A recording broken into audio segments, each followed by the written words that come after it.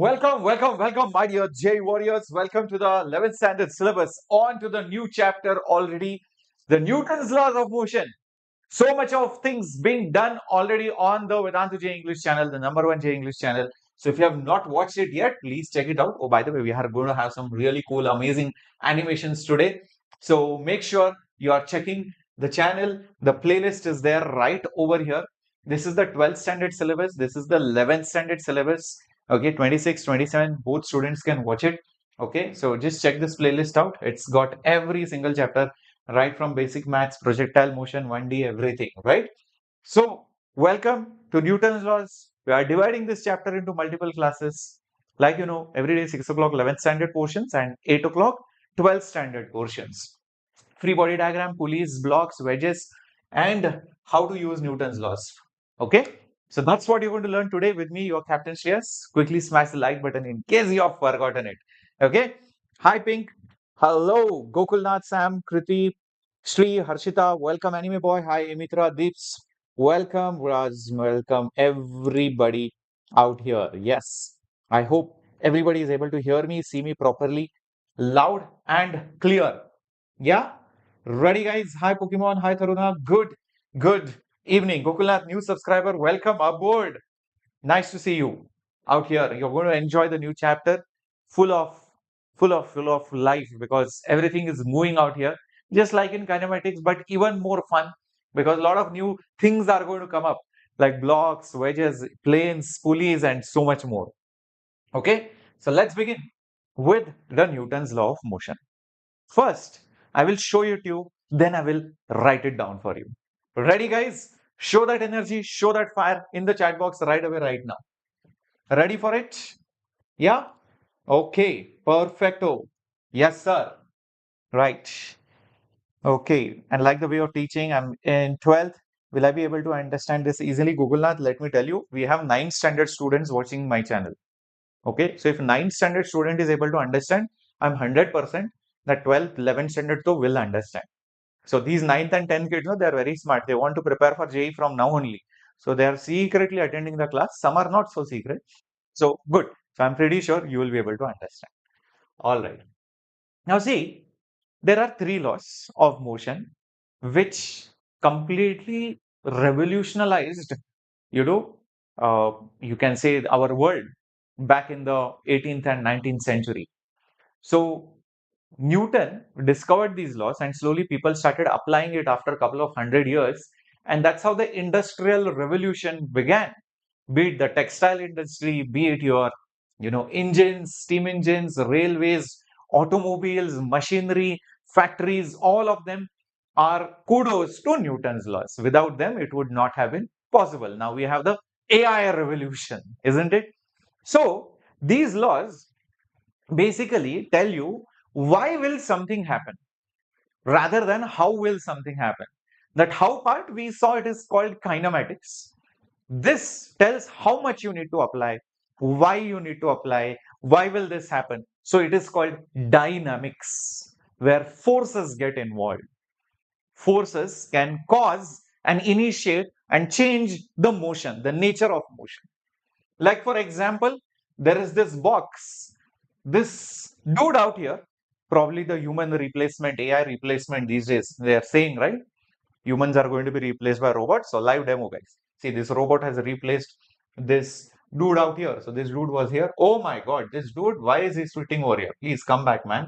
Okay, so we'll ask this robot guy, hey, apply a force, man. And he's applying that force. As soon as you apply that force, there is a motion which has been initiated. Oh, but why is the box not stopping? Let me measure the speed. Mm, sir, the speed is constant. Oh, is it? Let me see the value. The speed is 3 meters per second and it is constant. Tata, bye bye, robot. Okay. Why is the speed constant? Let us scratch our head. Let us scratch our head and think, why is the speed constant? Why is there no acceleration? Can you answer it in the chat box? Can you answer it in the chat box? Everybody? Oh, Cyber, you're in 8th grade. Oh my God. Guys, every day we have a new record broken, I should say. Hi, Rama. Welcome. Hi, Adarsh. Welcome. Punit. Welcome, everyone. Because when there is no reason, why will it act? The reason, the cause is the force. When there is no force trying to stop it, trying to push it, trying to pull it, there is no reason for it to change whatever it was doing. So an object in motion stays in motion unless some person comes here. No, no, please come stand here, man. Oh no, why do they keep sitting on the top? Okay, we'll apply a force, huh? We'll apply a force. Okay, we'll apply a force and see. Where did our robot go? Again, let me apply a force. Okay, let that robot push it. Now that speed is also there. So now it is going at a constant speed. Now what if I apply a force like this? See, now you can see the speed is changing. So whenever there is a force, there is a change in the motion. If it was moving, it can stop. If it was stopped, it can move. If it is moving, it can increase the speed. Maybe I push it more. You can see the speed is increasing. As long as there is force, so long there will be change in motion, some kind of change.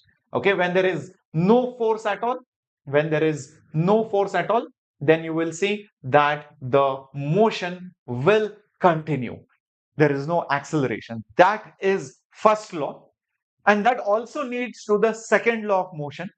Whenever there is a force acting on something, there is a change in the momentum. Now, what the hell is this momentum?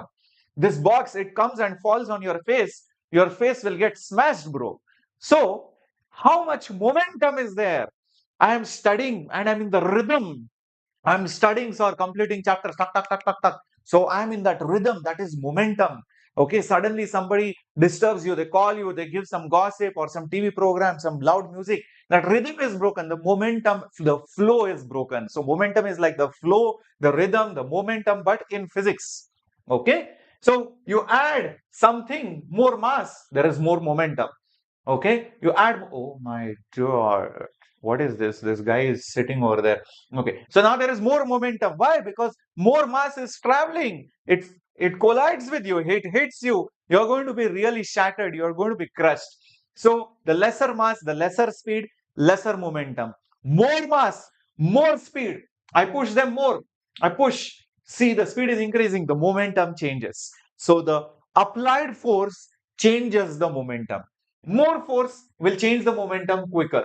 If the applied force is in this direction, the momentum will also decrease. If it is in this direction, it will increase. So the force decides the direction in which the momentum will also change. So that is also very important. The force will always change the momentum in the applied direction. If you apply the force here, the momentum will increase here. Meaning, if it was already traveling this side, there will be no further increase here. The increase is this side, so total momentum will start reducing. It will start reducing, right? So wherever you apply the force, that's where it will increase. As you can see, the speed is slowly, gradually reducing. Momentum is decreasing until it stops. And what will happen after it stops? It will stop, and I think it will make a U-turn. Yeah, see, it's going to stop within few seconds. Yes, the speed is reducing. Oh my God, I have to wait for so much time. Yeah, stop, zero, and now it goes back. So momentum is increasing or changing in the direction of the applied force. That was your second law of motion. Did you understand it? Everyone, everybody. Yeah, Abhijit, we just started class 10th. Dekh sakte hai, definitely, Janvi. Oh, thank you so much, Uma. You got a seat in NIT Rourkela. I'm so proud of you, my dear. So cool and so happy. Congrats and kudos. Enjoy your first year. Everybody understood the first law and the second law. First law is when you are not applying any force, the body continues moving without any change. Or if it has stopped, it will not do anything. It will just continue whatever it was doing before. Okay, if it was moving. If it has stopped, stop. That's it. But the moment you apply force, the momentum will keep changing in the direction in which you have applied the force. More force, faster will be the rate of change of momentum. You apply bigger force, faster the momentum will change. Tuck, tuck, tuck. See, now 100 Newton is applied. I apply some 300, 500. Oh my God, what happened? Oh, so that guy gave up. Huh? Sorry. Let's apply more force. Array, why are these people giving up?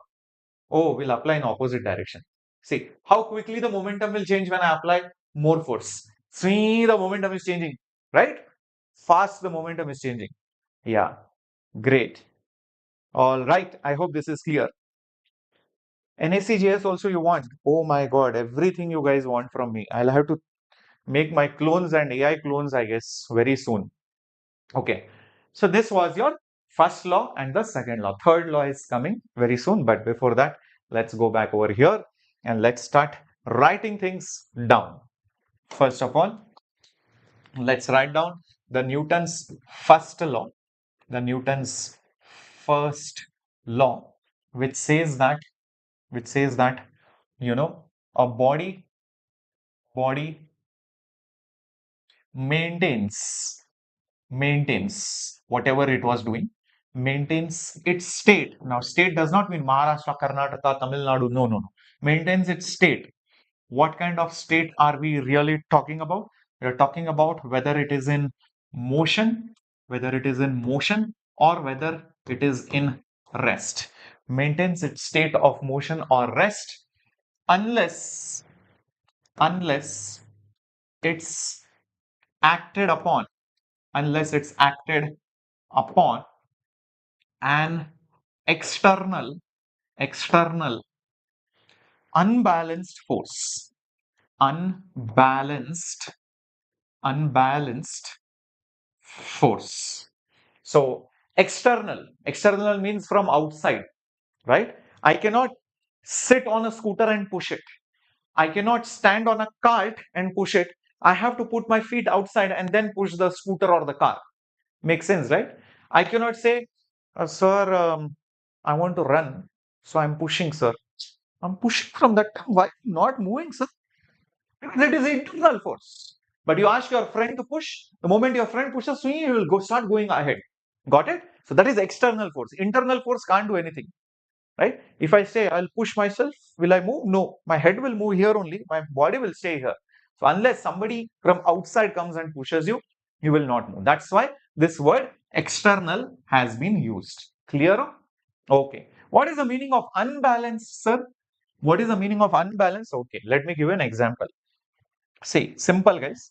Imagine I tell you that there are multiple forces acting on a body. Okay, there is one force here, there is another force here, there is another force here, and there is another force here. All these forces cancel out each other. So, if you add them up, this is the symbol of summation, that means addition, right? This is the symbol. F is the symbol of force. It is a vector quantity.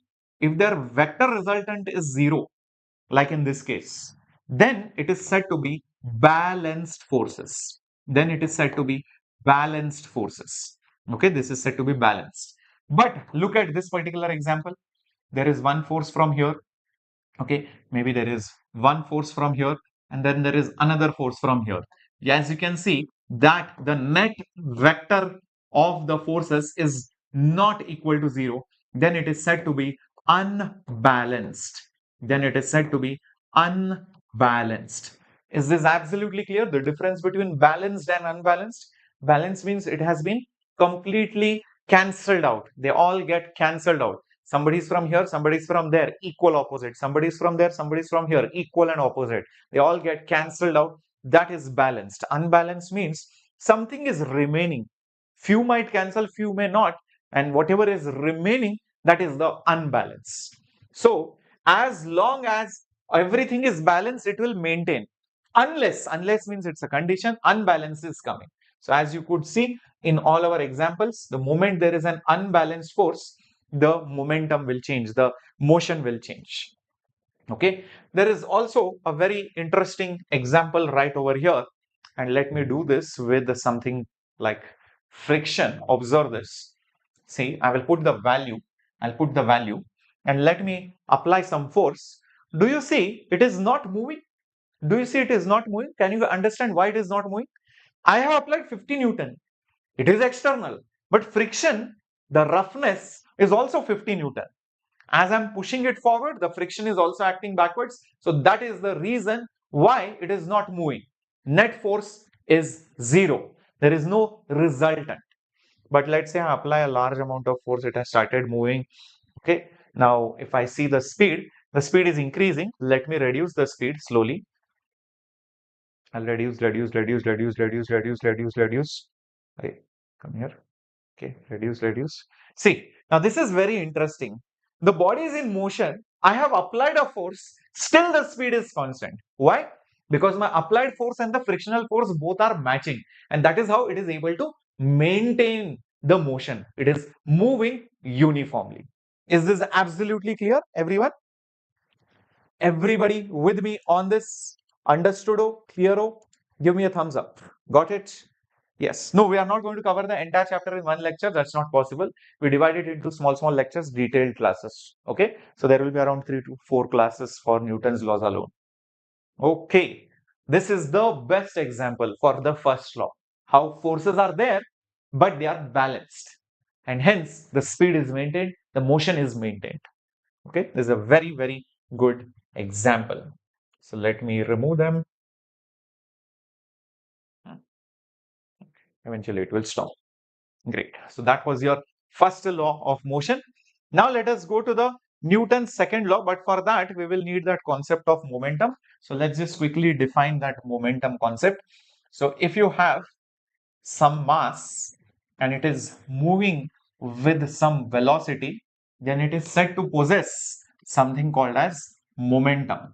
The symbol of momentum is P, and the momentum is given by mass times velocity. So this is how it is defined. Mass times velocity is nothing but momentum.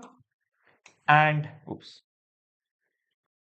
as you can see, mass is measured in kgs. Mass is measured in kgs, velocity in meters per second. So the SI unit of momentum will be kg meter per second. Kg meter per second is the SI unit of momentum, and it is definitely a vector quantity. It is definitely a vector in the direction of velocity. In the direction of velocity. Okay, so this is how momentum has been defined. So keep this in mind that a big mass, moving at high speed, has more momentum than a small mass moving at a lower speed. Okay, that is how momentum has been defined. Now this momentum can be changed by applying a force, and that is what the second law is all about. So let's come to the Newton's second law. So let's talk about the second law of motion, which says that, see, the first law was all about balanced forces. Okay, as long as the forces are balanced, everything is moving smoothly, doing whatever it was. But the moment the forces are unbalanced, then what happens? That is what the second law will tell. So the net external unbalanced force, the net external unbalanced force is proportional is proportional to how fast the momentum changes, to the rate of change is how quickly, rate of change of the momentum is proportional to the rate of change of the momentum. Also, the direction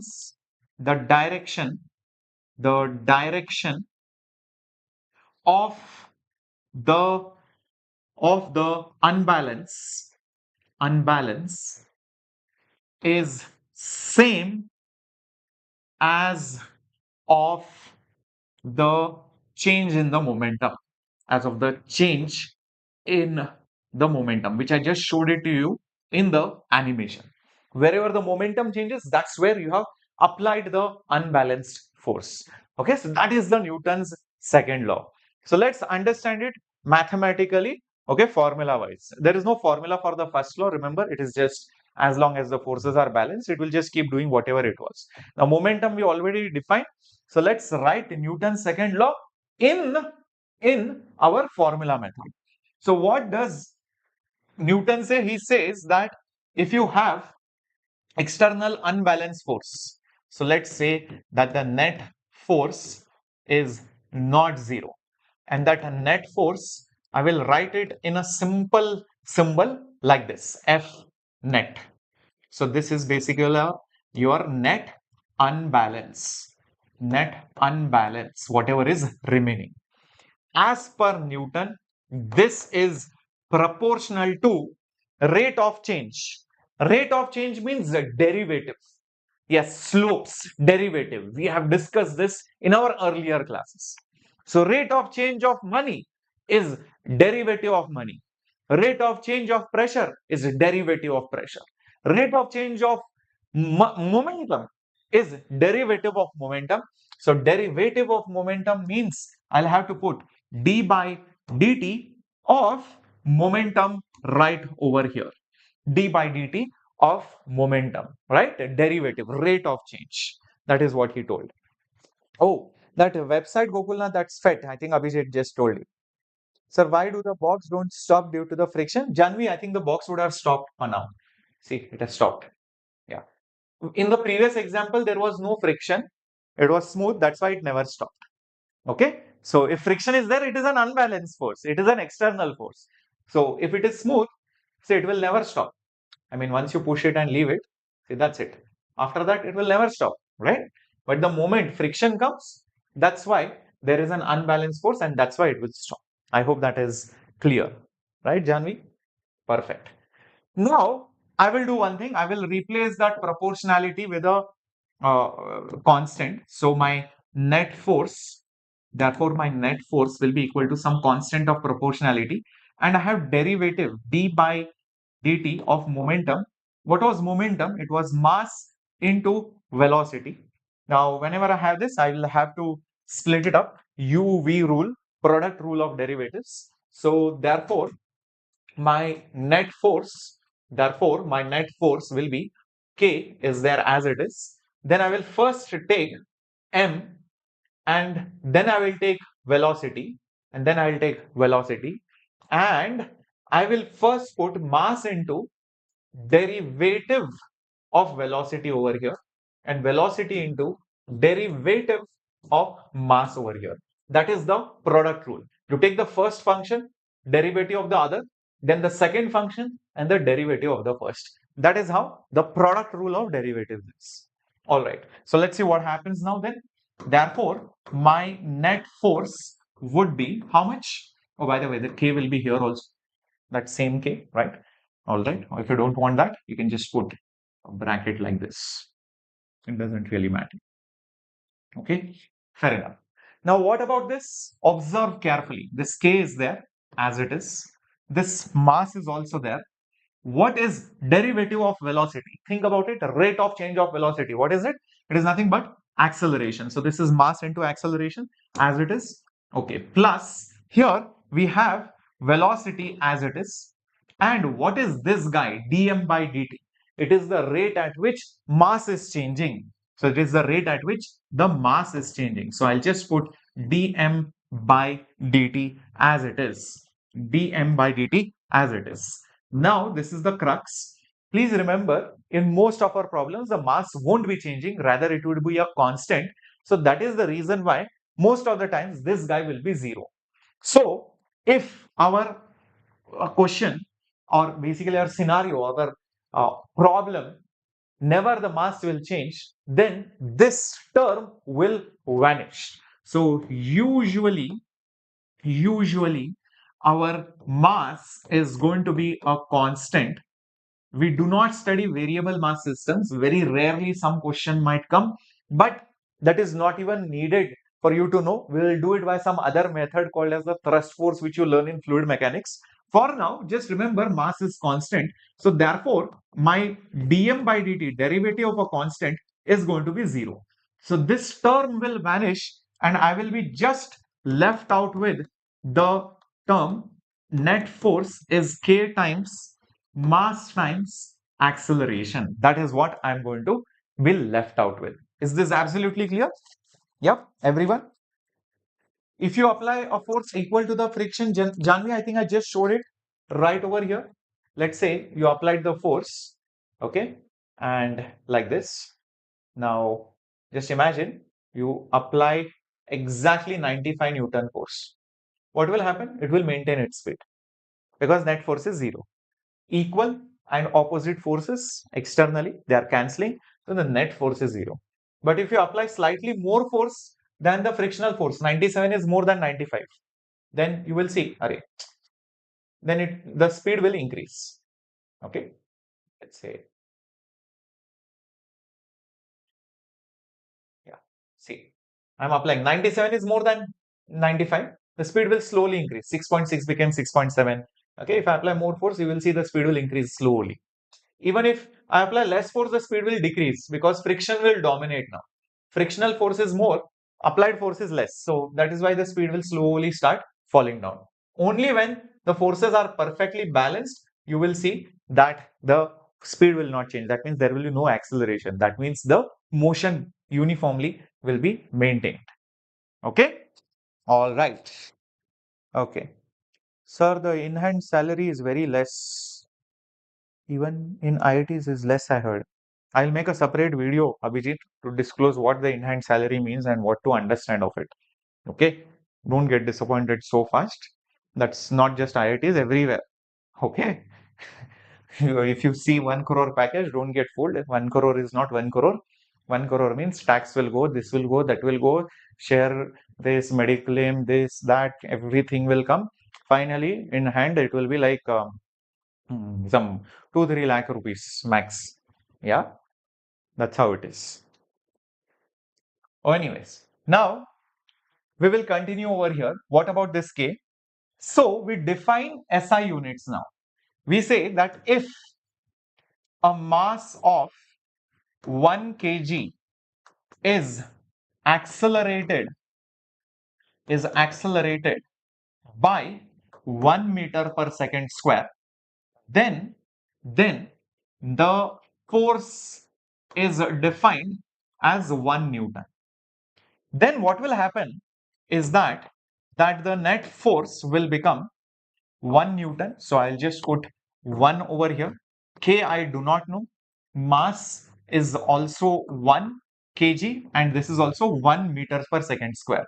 So that's how I will get the value of K as 1 unit. So then I can rephrase my original equation, and therefore I can say that, listen boss, my net force is equal to mass into the acceleration. This is only true in SI units and CGS units. If you change the system of units, it may be different.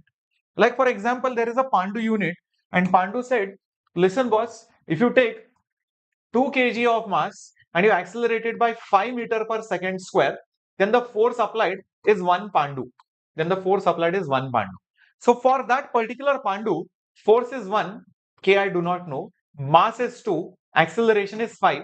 So therefore, K, the constant of proportionality, will be 1 by 10. So for that Pandu, the formula for the force will be F is equal to 1 by 10 times of ma. So this is in Pandu system of units. So you can define your own system of units. Nobody can stop you, but people should accept it. So universally we accept SI system, CGS system, FPS system. So in that there is no constant, or rather the constant is 1. So that's why we can conveniently get rid of that constant. Otherwise that constant could be anything.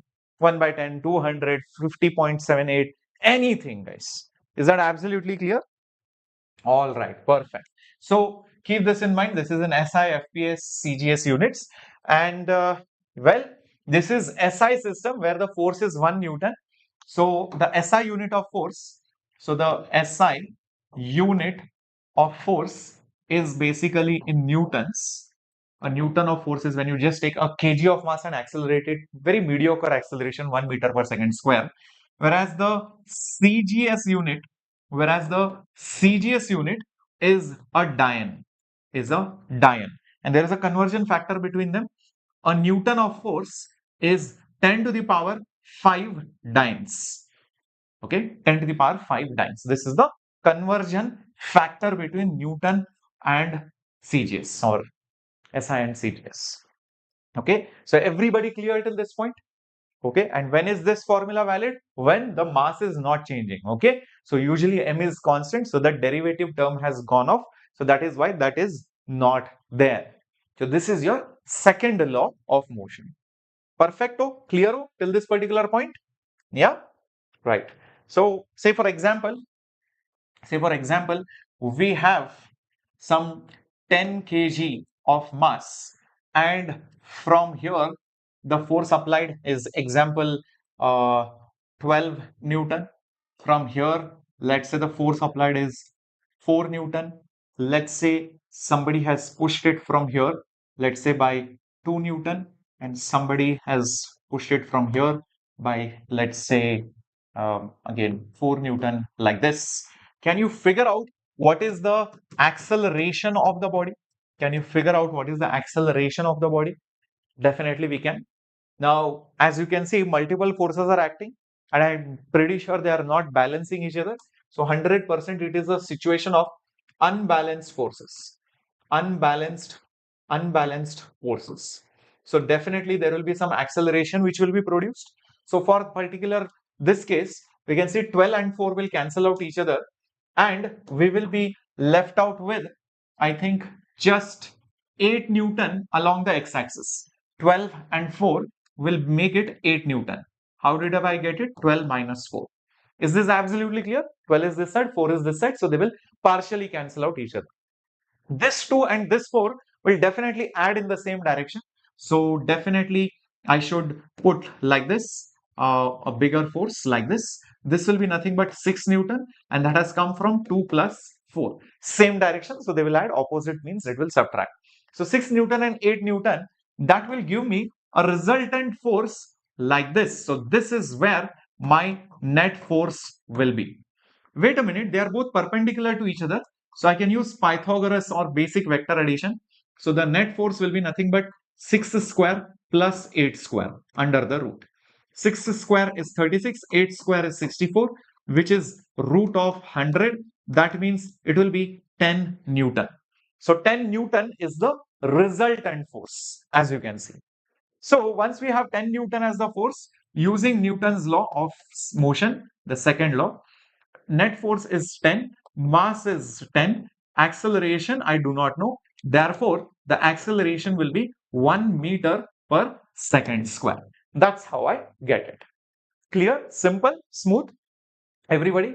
And please remember, the acceleration will also be in the same direction as that of the force. So the acceleration will be exactly in this direction. If the force is here, the acceleration is here. If there is no force net, then there is no acceleration. Keep that in mind. Okay. So acceleration and the forces are exactly in the same direction. And I think I mentioned that over here only. The direction of the change momentum is the direction of the unbalance. And wherever momentum changes, same direction, the acceleration will also be there. All right. So that was your second law of motion. Now let's go to the final law, and that is very straightforward law. Third law of motion. It's the law of karma. As you sow, so shall you reap. That is what it is. So if you apply a force, there is a reaction to it, and that reaction is exactly opposite, but it acts on a different body. So if you are pushing something, the reaction is not on that something, rather it is on you, because you applied it. Okay, it's like a converse, and they are always in pairs. As long as you are pushing it, you are also going to get pushed in the opposite way. Okay, but since they are on different bodies, so please mind that they will not cancel out each other. Okay, and these pairs of forces are called action and reaction. Because there was an action, there is a reaction. So as long as you push, there is a reaction. The moment you remove the force, the reaction will also disappear. So forces are always in pairs of action and reaction. Action and reaction, which are equal and opposite, but on different bodies. but on different bodies, and hence they don't cancel. And hence they don't cancel out each other. Imagine this. Imagine this. There is one Pandu, and this Pandu is pushing some box right over here. This particular Pandu is pushing this box over here. Let's say we call this as object number 2. Pandu is now called object number 1. Now Pandu will apply a force onto, so I will write it as force onto because of 1. This is the force on object because of 1. Simultaneously, on Pandu's hands, there will be a force like this. This is the force on 1 because of 2. These two forces are equal and opposite, but as you can see, this force is acting on the box, whereas this force is acting on the Pandu. It's not like both the forces are on the same object. They're on two different things, so they can't cancel. See, if it was like this, there is a force here and force here on the same body. This is 3 Newton, this is 3 Newton. They will cancel. But imagine there is a force here 3 and on this there is a force of 3. How will they cancel? They are on two different things. Getting my point? So that is the reason why action-reaction forces never ever cancel out each other. So here we can say, formulating it properly, F21 bar will be exactly equal to the negative of F12 bar. Okay, force on 2 because of 1 is negative of force on 1 because of action and reaction. So if you call this as a reaction, this is the reaction to who? When you act. So then this is called action. You can alternatively say this is action and this is reaction, because there is no true way of knowing who acted first. Because the moment one comes, the other has to come together instantly. Okay, it's not like this came first, that's why it is action, nothing like that. So please understand that action and reaction are simultaneous. So either of the forces can be called action or reaction. Okay, Dilip, no worries. Even if you join in late, you can definitely catch up. Please watch it from the start in case you are not understanding from here. Yeah, you can also give the example of a recoil of a gun. That is also a fair bit of example. You're pushing something, you're standing on something. When you stand on the earth, on the floor, you are pushing the floor down, the floor pushes you up. Yeah, makes sense, right? You're holding something, then you are applying a force on it top, the box or the block or whatever it is pushing you down. Always action and reactions are there. Yeah, yeah. Definitely, Avijit, why not? It will be completed, man. All right. So now that we have understood it till here, all right, I think it's a good time that we start doing some questions. Here it comes. A ship of certain mass at some rest is pulled using some heavy force through a very small distance of 3 meters. Assuming water is not giving any kind of frictional or resistive forces, what's the speed of the ship? As you can see over here in this particular example, the ship is our body and there is only one force which is acting on it. And that force, right, what just happened? Okay, I'll just draw it again. Okay, this is our ship and there is exactly one force which is acting on it, because of which the ship will accelerate. Is the mass given? Yes, I think we can figure out the acceleration using Newton's law. F is equal to ma.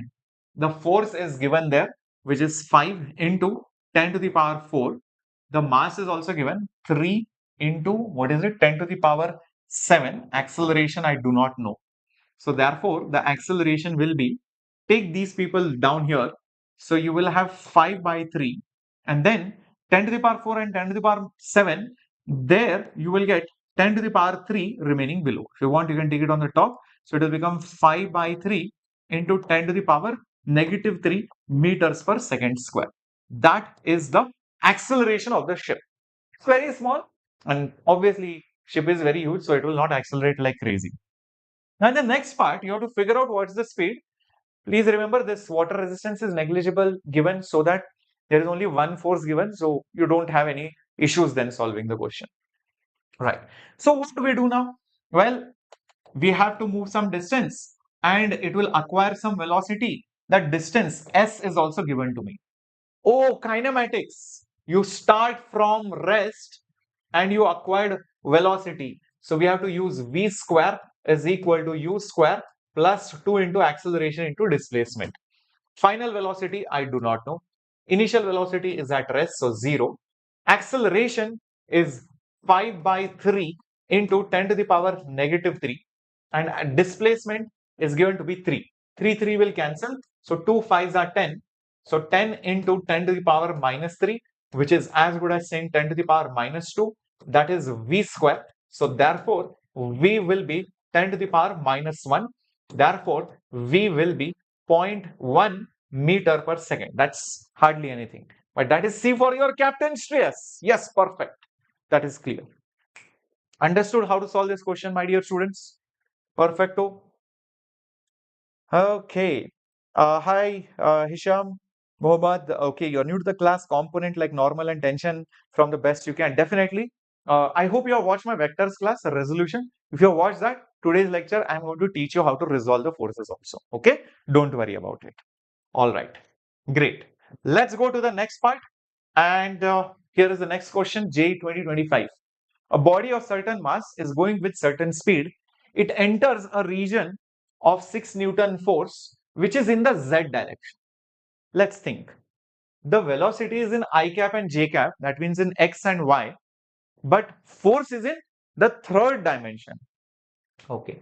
If the body remains in the field for some time, then the velocity after some time will be how much? So think, what will this force do? This force will impart a velocity in z. If there is a force in x, it will cause acceleration in x. If there is a force in y, it will cause acceleration in y. If there is a force in x and y, it will cause acceleration in x and y plane. Same way, over here, the force is in the z direction. So it will cause an acceleration also in the z direction. It will create a new third component of k cap for this velocity. So strictly speaking, it's a one-dimensional problem. You don't have to break your head so much over it. 3i cap and 4j cap will not change. So 3i 4j, 3i 4j, 3i 4j is perfect. A option can't be the correct option. Do you understand why? Because 3 became 4, 4 became 3. That is not possible. The z has to remain as it is. All right. Now, what do we do? What do we do? Let's figure out what is the velocity in the z. For that, we need acceleration in z. For that, we need everything in the z direction. So let me write it down like this. Fz is mass into acceleration in the z direction. That force, I think, is given to be 6 Newton. The mass is given to be 2. So into Az. Therefore, the acceleration in the z direction is 3 meters per second square. Now they have asked after some time what is the velocity. So I will use the equation of kinematics. Vz is uz plus az into t. As you can see, initially there was no velocity only in the z. Everything was in x and y. So velocity will be 0. Acceleration, we just figured it out to be 3. Time is given to be 5 by 3, which will make it 5 meters per second because 3 will cancel. So the z component is 5, x is 3, y is 4, and z is plus 5, not minus 5, not root 5. So hence B option for IIT Bombay is the right answer. That was asked this year, JEE 2025. Very good. Dilip, Abhijit, amazing. Abhiram, are you in 11th or 12th? Oh, sorry, you are talking about NSCP. My bad. I didn't read that. Fine, I'll make a separate video for NSCP also because a lot of you were interested and I'm really happy many of you are already in the NSCP batch for the Physics Olympiad. Kudos to all of you. And remember, NSCP is open for 10th, 11th, 12th, everyone, and syllabus, everything is same. So if you're already in the foundation and you're preparing for JEE in 2027, 2028, 2029, you should definitely give NSCP exam. And it's a must give for 2026 students for sure. Okay, we are running a separate batch for the Olympiad preparation. Well, this year we also produced amazing gold medalists. We had, yeah, NSCP only. Yeah, the physics Olympiad, we had gold medal. So this is like a consistent result and we don't like to show off so much, but you can go through the internet, our results. You will see even last year, biology Olympiad from Vedantu, This year again Physics Olympiad gold medal from Vedantu. So next year, this year again, you have to maintain that history, guys, and get that trend going. All right. Fine. Let's move, guys, to the next question. A cricket player catches a ball of some mass moving with some speed, and in that 0.1 seconds, the force is how much? Let's understand what's really happening in the question. So there is this ball which was moving and it is stopped in some time. The ball of that mass had some velocity and finally it stops in 0.1 second. So momentum has changed, and whenever there is a change of momentum, there is a force. As one can predict, it is decelerated motion. So acceleration will be like this. So the force on the ball will also be backwards in the opposite direction. But nevertheless, we can always write F is ma, irrespective of acceleration or deceleration. So force, well, I do not know. Mass, I know. Acceleration, also I do not know. Oh, maybe we can find it out. How? Sir, acceleration, sir. It is final velocity minus initial velocity upon the time taken. Oh, we can find that out. So we can use kinematic equations and all of it. So if I use final velocity is initial velocity plus acceleration into time, final velocity is 0, initial velocity 25, it is decelerating, so negative, okay, into the time is 0.1. Okay, perfect. So 0.1 multiplied by a is 25. So therefore a will be 0.1 goes on that side below, so it will become 10 times, so it will become 250 meters per second square. So put 250 over here. Mass is 120 grams, so divided by 1000, and that is what is going to give you the value of the force. This zero, two zeros got cancelled. 25 into 12 is 300, and divided by 10, so that's going to give me 30 Newton. 30 Newton is D for IIT Delhi. Perfect. That is the answer. Yes, very good, Abhijit. Adarsh. Amazing. Yep. Yes, this chapter is interesting. Dilip, we take it from the basics to the JEE level. Yes, it all starts from the basics and then we slowly take it up. Okay, next question on your screen. JEE 2023 question. A body of certain mass going in x direction such that the velocity changes as it moves. As it moves, the velocity is changing. How it changes? The equation of the motion is given. V is 10 root of x. How much are you applying the force? That's the question. Wow, it went over the head, sir. Suddenly, velocity is given and we have been asked the force. For force, we need acceleration, sir. Oh, yes, correct. You need the acceleration. So, can we find the acceleration? Yes, sir, we can find. Velocity is given. Acceleration can be found. How? Think about it. Yes, acceleration is dv by dt. Okay. So, derivative of velocity is given. It is 10 root of x. Oh, wait a minute, sir. We can't take this derivative. Why can't you take it? Because this is x and this is time. We can't do that. So, let's use chain rule. But before that, 10 is a constant. So let me shift it outside. So derivative of root of x. So I will differentiate it with x, but I have to preserve the equality. So multiply with x dx actually, and dt should be there as it is. Now this is possible. And remember, root of x technically is nothing but x raised to half. Oh, perfecto. So 10, this is x raised to n formula. So n will come outside and the power of x will reduce by 1. So minus half will be there. And dx by dt, what is dx by dt? That is velocity. Derivative of x with time, rate of change of x with time is velocity. Okay, so 10 by 2. So therefore acceleration is equal to 10 by 2, which is 5. Okay, x raised to minus half, well, that is 1 by root of x. This is root of x, but with a negative power, so it goes down. And you have v. Oh my god, this is creating a problem. I have some variables, but nothing is mentioned. Let's use our brains. V is 10 root x. So why not resubstitute it back? So 5 multiplied by 1 by root of x. Velocity is 10 root of x. Best part of the question, root of x and root of x just got cancelled, guys. So we don't need it anymore.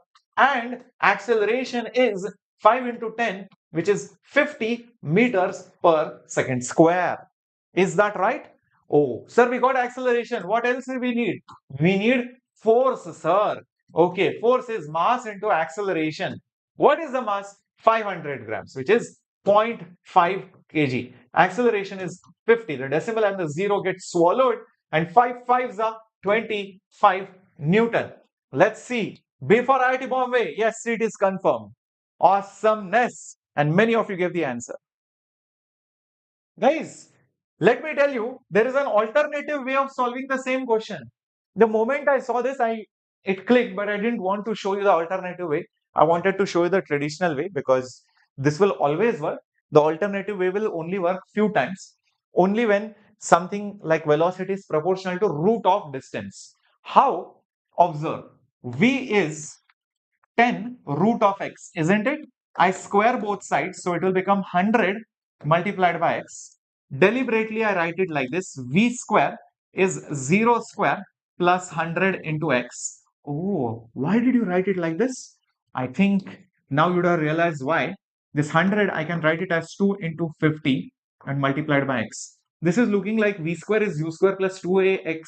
So therefore, this over here is nothing but acceleration. So therefore, force will be mass, which is 0.5 multiplied by 50. So that's 25. So without the use of derivatives, I solved it.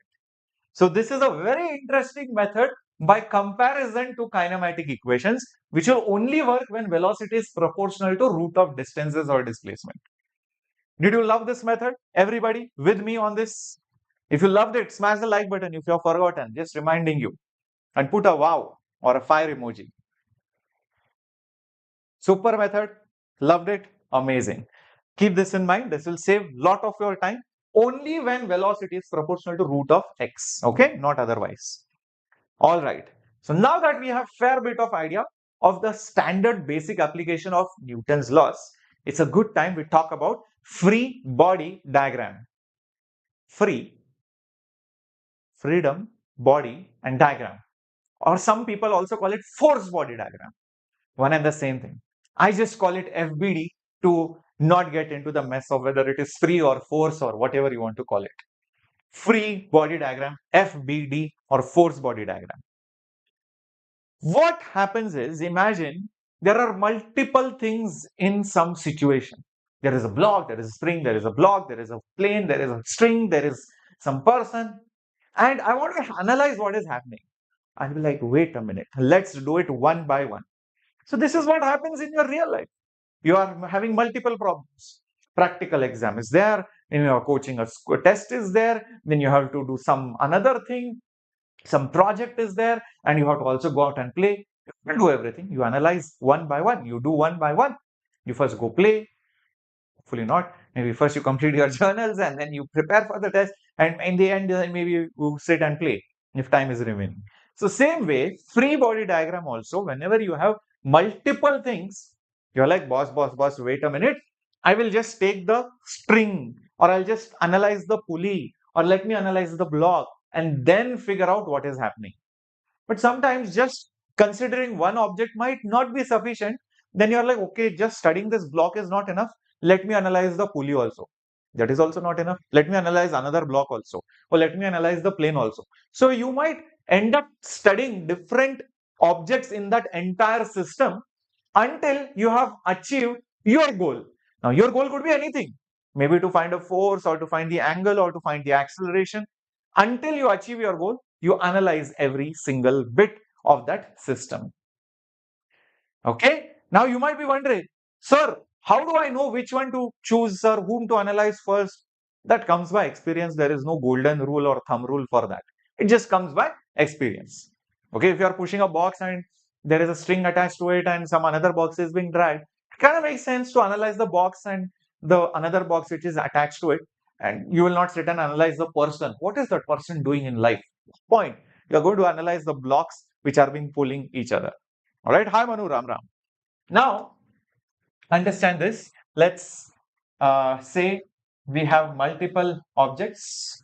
One object here, then object here, Chuma have put, okay, something and all. Might be real, might not be real. Okay. These are your objects.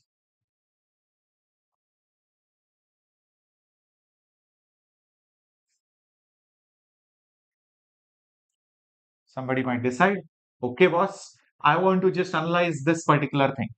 Okay. So that person is like, okay, I just want to analyze this particular object over here. So maybe, this is a system of bodies. This is just a system of bodies. This is just a system of bodies. This is the body which has been chosen for analysis. Now you show all the forces which are acting on the body. One force here, maybe one force here, one force like this, one force maybe like this. Chumma something and all I'm showing, okay? Like this. All these are the forces acting on the body. So only show forces. You're going to show, what are you going to show? You're going to show the forces acting on the body, acting on that body, not by the body. A lot of people commit this mistake. Sir, I am pushing that box. I showed the force which I am applying for the Pandu FBD. Wrong. You will show the force which is acting on you if you are considering Pandu's FBD. Okay. Similarly, if you are showing the free body diagram of the block, you will only show the force which is acting on the block, not by the block. Is this difference very, very clear? That's why I have put that word on in inverted commas. Okay.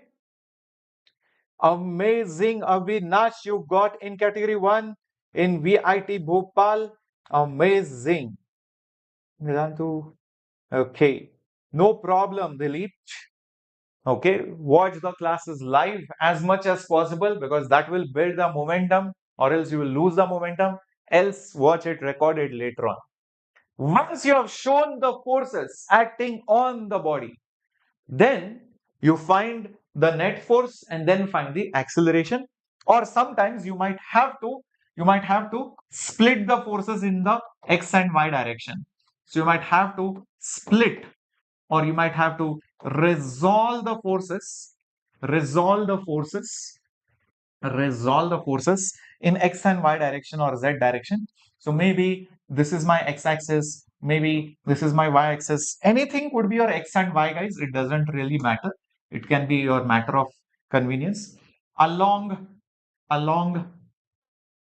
convenient, convenient, just matters is convenient axis, along the convenient axis. And then what are you going to do? Once the forces are being split, then you will see that the net force in the x direction is mass into acceleration in the x. Net force in the y direction is mass into acceleration in the y direction. And whatever forces are there, if at all, in the z direction, usually it is in 1D or 2D. Very rarely you will get 3D, but that is also very simple laddu types. So this will be mass into z acceleration. So applying it, you consider the next body. If it is not sufficient for your final goal, till your goal is achieved, keep repeating this step for every single body over here. Is this absolutely clear? What is this free body diagram? Everybody with me? Right. Amazing. Integrated system with cybersecurity. Cybersecurity is the field, man, to be in, and hopefully it will not be replaced by AI itself. Okay, so it's an amazing field. Lot of opportunities, not just in India, but worldwide. So all the best and do really well. Okay, so you will understand what is this once we solve the problems, Abhijit. But for now, just we have taken something which I want to analyze. Okay, I segregated it out, separated it out. I'm like, oh, what are the forces on you? This. Okay, and I will split the forces x, y, and then I will add up all the forces in x. That will give me mass into acceleration in x. All the forces in the y direction which are there, that will give me mass into acceleration in y direction. So using this, we can find out the accelerations. From that, you can use kinematics or whatever you want. Okay, right. Now, here is what we can do. Here is what we can do. All right. Now, my dear students, what we can do is, After this, we can analyze what are the different kinds of forces. What are the different kinds of forces which usually act in a system? And there are some general things. I will give you the list of it and I will tell you how it acts. From that, we can actually figure out what are these blue elements over here. What are the different forces that you have learned till now or what you remember till now? Can you guys quickly type it out in the chat box? Hi Hemant, welcome aboard. Lakshmi, this chapter is going to be taught in parts. Yeah. What are the different types of basic forces that you remember maybe from your 9th, 10th, 11th grade? Yeah. Yes. One is weight. Weight is the force of gravity, gravitational pull. You might have heard about spring force, electrical force, magnetic force. Spring, you might have heard, spring is applying some force. Normal reaction force you have heard of. Yeah. You might have also heard about maybe tension force. Yeah. Strings being pulled and there is a tension in the string. Muscular force. Yes, these are the basic kind of forces which we'll be using in most of our systems and free body diagrams. So let's start off with one by one. Okay, let's start with the weight term. Weight, weight, weight is nothing but the gravitational pull, gravitational pull, which acts, vertically, vertically down or towards the center of the planet. Center of the planet. And it's very easy to see how much this force will be. So if you have any particular mass, if you leave it, it will accelerate with g acceleration. So because it accelerates with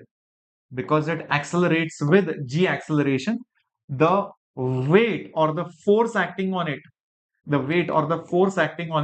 will be m into g. So weight is mg, which always acts vertically down or towards the center of the planet. Very simple. Okay. Weight is, remember, a vector quantity and it's also force. It's not a scalar. So if you change the planet, the mass will remain the same, but weight may change. Like when I go to the moon, my weight will change, but mass, the amount of substance, will never ever change. Is that absolutely clear? Yes, friction also you have heard. Very good. Amazing. Next important force which you should know. Next important force is basically your this thing, contact force.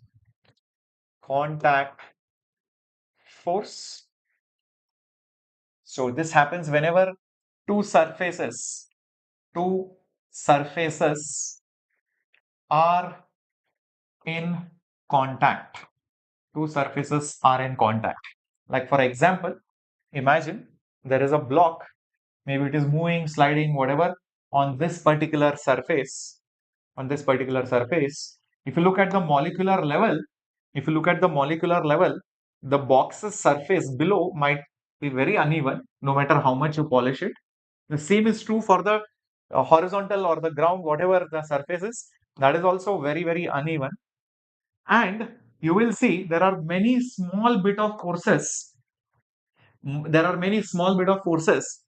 these surfaces like this. Okay, there are these small bit of forces acting on these surfaces like this.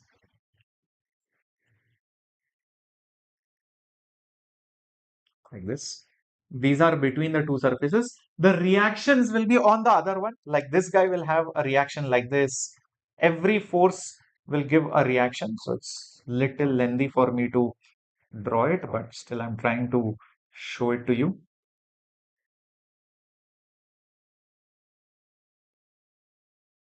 Okay.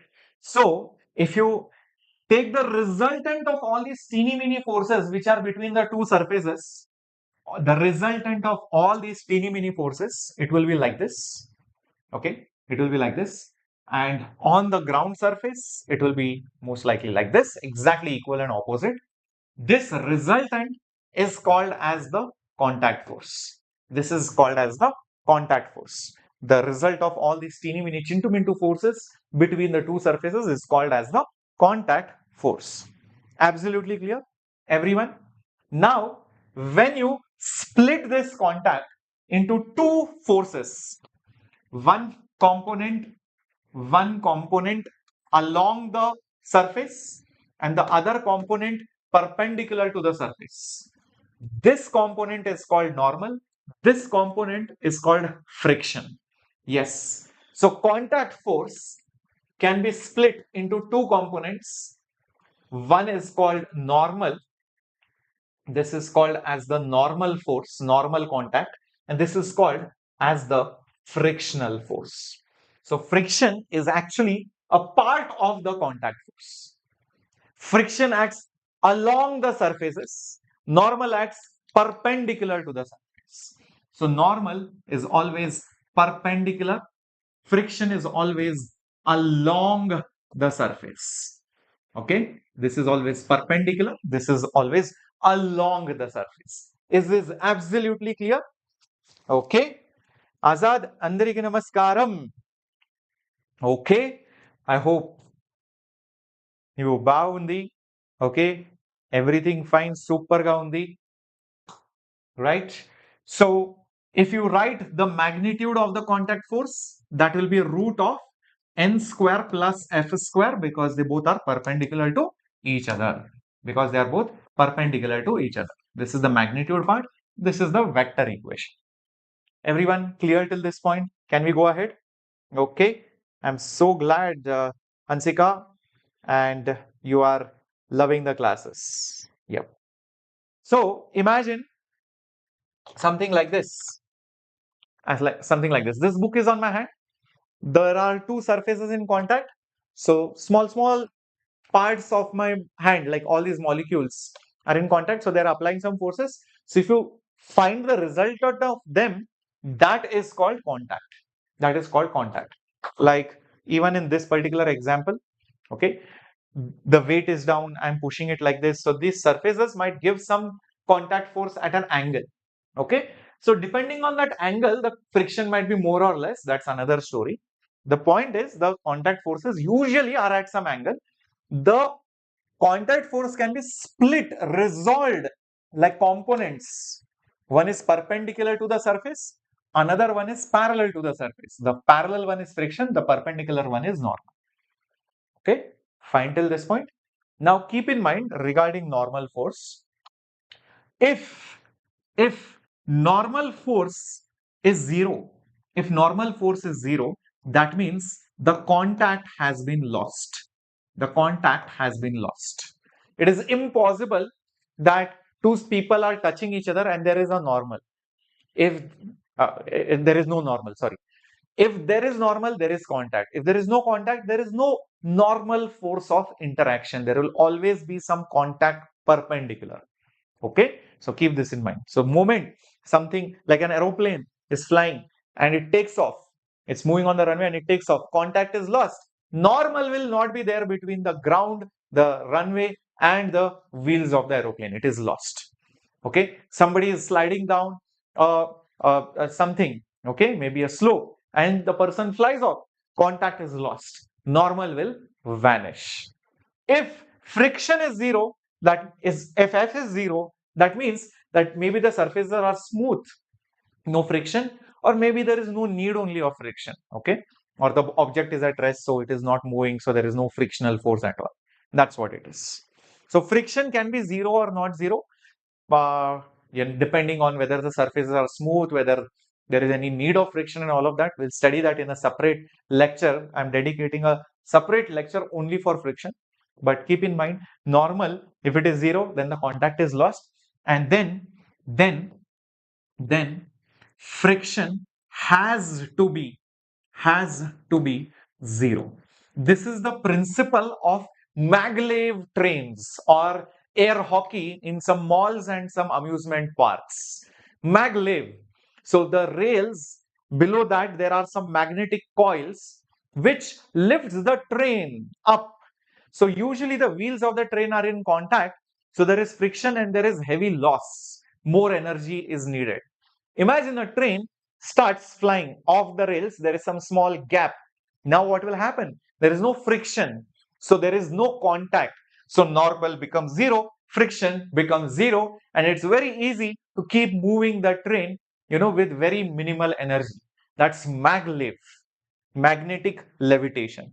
You might have also heard about air hockey or played it somewhere, where there are small holes on the table and the holes blow some air. So the pucks or those coins, they start flying in the air, and then when you hit it with the stick or some another rod or maybe some another puck, so they are moving very easily on the table because of levitation through the air being pumped up through those holes. Got it? I hope this is absolutely clear. Sir, this friction is also applied by between the surfaces, Dilip. Yes. Rotational mechanics will come little bit later, Hansika, maybe in September or something. Okay, not now. Right. Perfect. Great. So till now we have studied weight, contact force, and contact force can be split into normal and friction.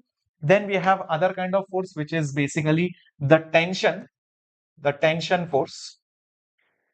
The tension force is in a string or basically a rope or basically a rod due to the pull due to the pull or stretching due to the pull or the stretching of it.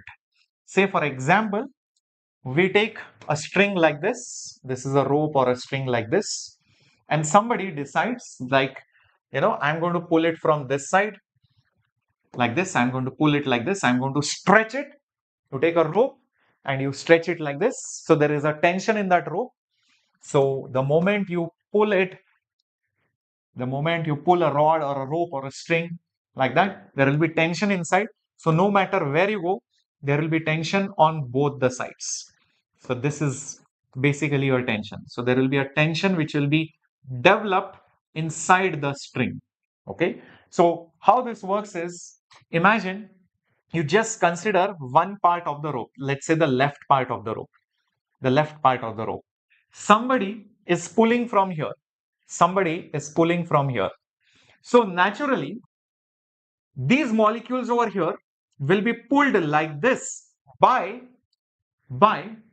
these molecules on the right side of that particular rope. So this is how the free body diagram basically looks like. This is the pull, and you will see there will be a tension over here. So if you call this as action, this will be reaction. The molecules on these side are pulling these elements. The molecules on this side are pulling these elements here. Action and reaction. This tension is now there throughout the string. This is how tension is being created. Yeah, I hope this is absolutely clear. Sir, air can't apply friction. The friction which is applied by air is called viscosity. So that is smaller than the surface friction. So there is a separate chapter for viscosity, which is the fluid friction. Okay. But that fluid friction is very negligible or small as compared to the two surfaces touching each other, rubbing each other, and applying resistive forces. Okay. So imagine taking a rope, pulling it. The rope will have molecules which are getting stretched. And if you break it down into two elements, this element of the rope is being pulled on this side by some person here. So if you consider this part of that rope, these molecules are getting ripped apart. So these molecules are asking these molecules, hey, come back. And they have to oppose it. Else, imagine this tension was not there, then the rope will fly off due to unbalance. So pull and the tension will be exactly equal. Same way, if these molecules are asking these molecules, hey, come back, even these molecules which are being ripped apart by these molecules will ask them to come back by the reaction. And imagine if this tension was not there, then there will be only one force here, that will be an unbalance. This part of the rope will fly off. So without the tension, imagine the rope will break, it will just rip apart. So that tension is preventing them from getting ripped apart. So that is tension. Is this absolutely clear? Yeah. So the molecules are pulling each other due to electromagnetic forces, the bonds which are there, covalent, ionic, whatever bonds are there. So they are not allowing the bonds to be broken. So that's how the tension comes in the first place at molecular level. But we don't have to go to molecular level. We're just seeing the overall picture, boss. Just like here also, we did not see molecular level what is happening. We understand something is happening at molecular level, but the resultant chumma, we just called it now contact. Let's not break our heads on molecular level. Is that absolutely clear, Abhijit? Yeah, Harkits, Dilip, yep. I hope absolutely clear till this particular point. Yes, sir. Tension also clear. No more tension, sir. Perfecto. Amazingo. Let's move ahead. Let's move ahead. Let me tell you, these are one of the finest and detailed classes because lot of people at this point of time on YouTube are wasting their times on one shots. And let me tell you, these kids who are going to watch one shots, unless they have watched some detailed classes, will never ever even get a good score in JEE. So please, humble request to all the kids who are very serious for preparation, spend time. If you give quality time, you will get quality marks. If you watch one shots, your marks will also be like one shot, single digit only. Okay, not the rank. So keep that in mind. So don't waste your time in one shots unless it's just for revision. You need to watch everything properly, detailed, spend time. Okay, and we are taking that effort and spending that much energy because for me, I can also take one shots and finish it off in one or two lectures. It's easy for me, but I'm not choosing this lengthier path because, oh, I want to spend time. No, it's because I know this will add a lot of value to you. It will create a lot of conceptual clarity in your head and it will boost up your score like anything. Okay, so rather than doing chumma for the sake of something, it's better to do it properly, which will give you proper marks, right? Correct. You're going to enter 10th next year, no, Abhijit? Not this year. So for now, focus on J if you're in ninth. But if you're in 10th, then yes, you need to start focusing on 10th, but not now, very soon. Okay. Then the next type of force which we need to know. Okay, we have learned tension also. One is also called as spring force and all of that. Many other things are there. We'll talk about it later. Okay, spring force is there. Spring force is there. You also have nuclear force, electromagnetic force, electromagnetic force. You also have muscular force, etc. So all these are basic forces which you should know. Electromagnetic you learn in 12th, already 12th syllabus is going on. Nuclear force you just learn some basic few lines, one paragraph, that's all that is there in NCERT in 12th. Muscular force, nothing to learn, it's just a push or pull force. Spring force, we'll be learning more about it in simple harmonic motion, SHM. Okay, few things we will learn right now, but majority of it you will learn it in simple harmonic motion or oscillator motion or oscillations chapter. Yeah, right. Great. Bhanu, I've already made a physics planner. I don't know whether you guys have seen this on the channel. Please watch it. Where did it go? Go to video section. Go to video section. Where did it go? August to January, a monthly planner I have given. Please watch it. Okay, it's just conducted few days back. Please watch it. I've given the proper plan over here, schedule over here, what you need to do, action plan. Okay, for every month I have given, and how to do every chapter also I have told. What are the basic things you need to keep in mind? Everything I have told in this video. It's just a very small video, less than 15 minutes. Okay, cool, Bhanu. Let's move. Now, let us draw some free body diagrams. And this is going to blow your mind. Trust me, some of these questions I ask when I have recruited teachers, and many teachers also don't get this right. So, see, people just chumma solve problems for the sake of it. We are not doing that. We are going step by step. I'm going to make you understand the concept of FBD, and you will be blown, mind blown after a few of these examples. Let's start with the first example coming up on your screen. We have a block and we have the ground surface. That's it. What? This FBD? Are you serious, sir? Give me a more complex question. I'm telling you, this simple question of a block resting on a ground also many teachers don't know. Okay, so let's learn this. Yeah.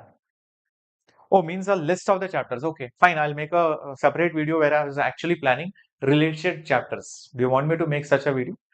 12th and 11th, which chapters you can study together blockwise, I can give you that strategy. That will be the best thing to do.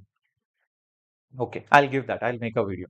Okay, now see guys, if I draw the free body diagram of that particular mass, free body diagram, a block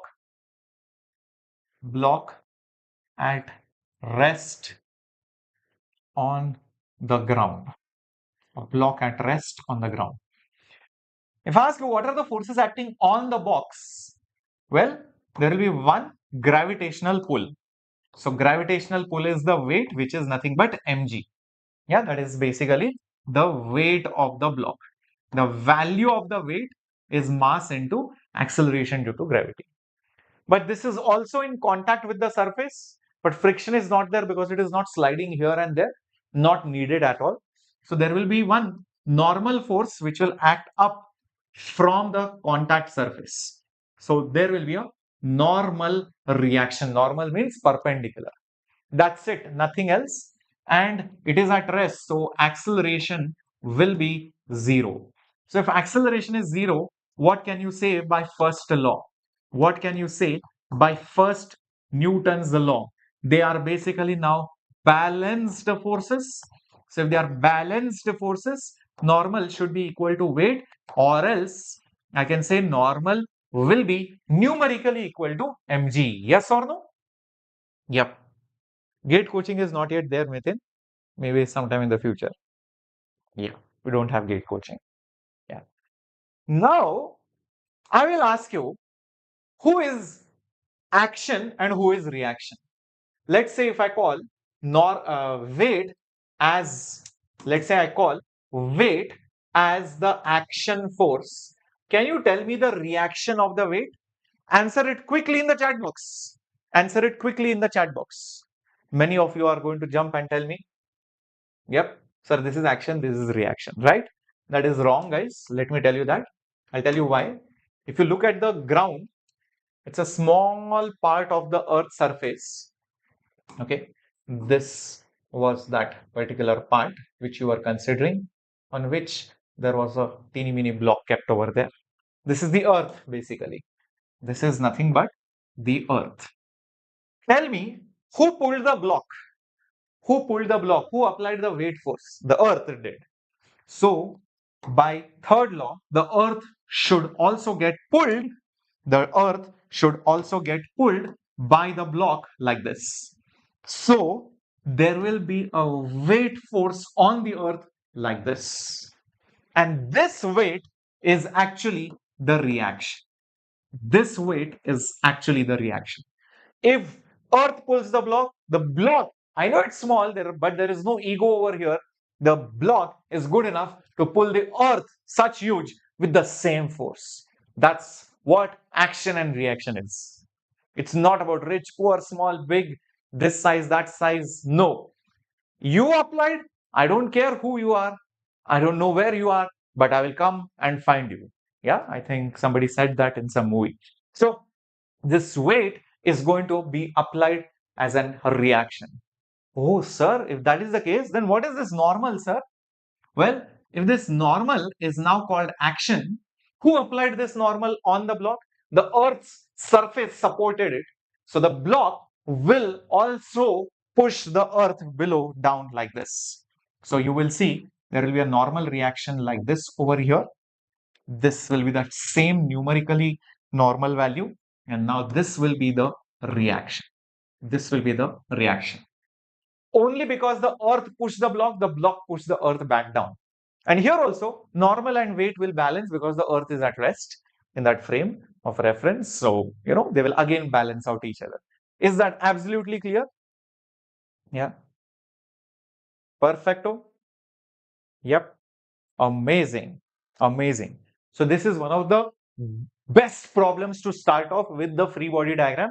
Let us go with some more questions coming up on your screen. Let's go with block on a block on a block. There is a block, and then there is a block, and maybe then there is the ground surface. Now what will you do? Okay, this will clear more of your problems. This is M1, this is M2, and this is the ground surface. Let's start by drawing the free body diagram of M1. Then I will draw for M2, and if required, ground. Okay, so this is, let's say, M1. This is nothing but your M2. So what are the forces acting on mass 1? Mass will get always pulled by the earth downwards. So there will be a weight of m1g.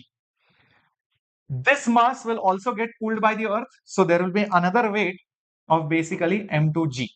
Okay.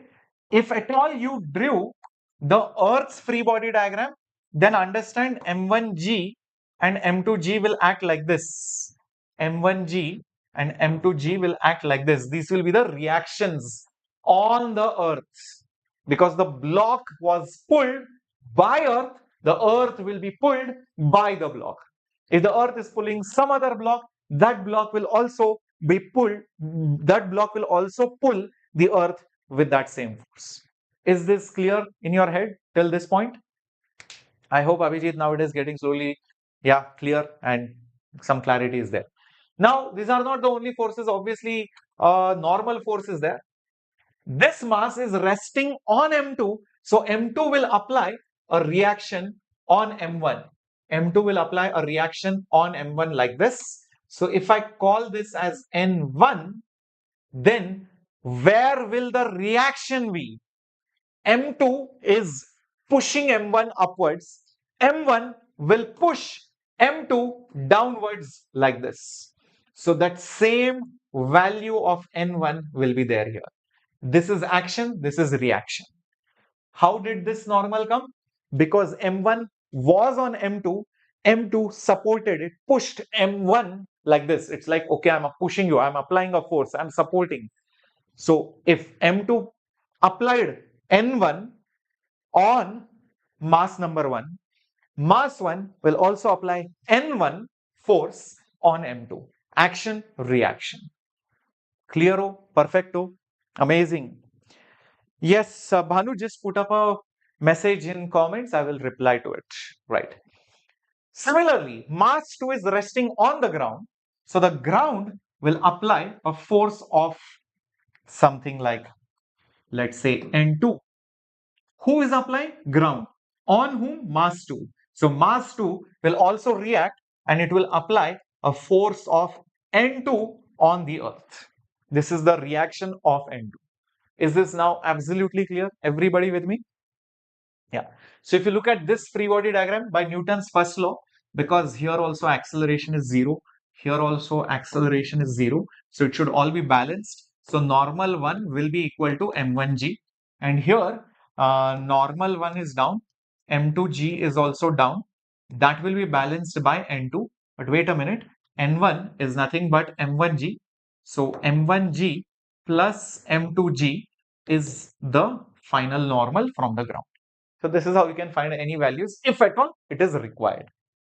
Clear till this point? Understood. Shall we go now to the next question? Let's do some more questions, guys, coming up on your screen. Let's do some more questions. Here it is. There is some sphere which is trapped between two inclined planes. What will be the forces acting on it? Straightforward. Okay, let's think about it. What will be the forces acting on it? First of all, its own weight will be acting down like this. So its own weight will be m into g. There are two contact surfaces. So one surface here and the other surface here like this. So there will be two normals. So one will be n1, one will be n2. These are the forces which are acting on the sphere. This completes my free body diagram. Is that absolutely clear? This is also normal. This is also normal. N1 and N2 like this, weight downwards. These are the only forces that completes my free body diagram. Clear? Everyone understood how to draw the free body diagram? Shall we see one more question? Shall we see one more question, guys, coming up on your screen? Okay. Let's see one more question coming up on your screen. Let me just get this over here. How about this? Imagine there is one block here and there is another block here. Be like this. And they both are on some surface like this. Let's say this is 3m mass, this is m mass, and somebody is pushing it like this with a force of 8 mg, with a force of 8 mg. Okay, something like this. Somebody is applying a force of, example, 8 mg. We want to figure out all the forces acting on all the blocks and the accelerations, everything. I want to find out literally everything. So let's see how do we do this kind of question.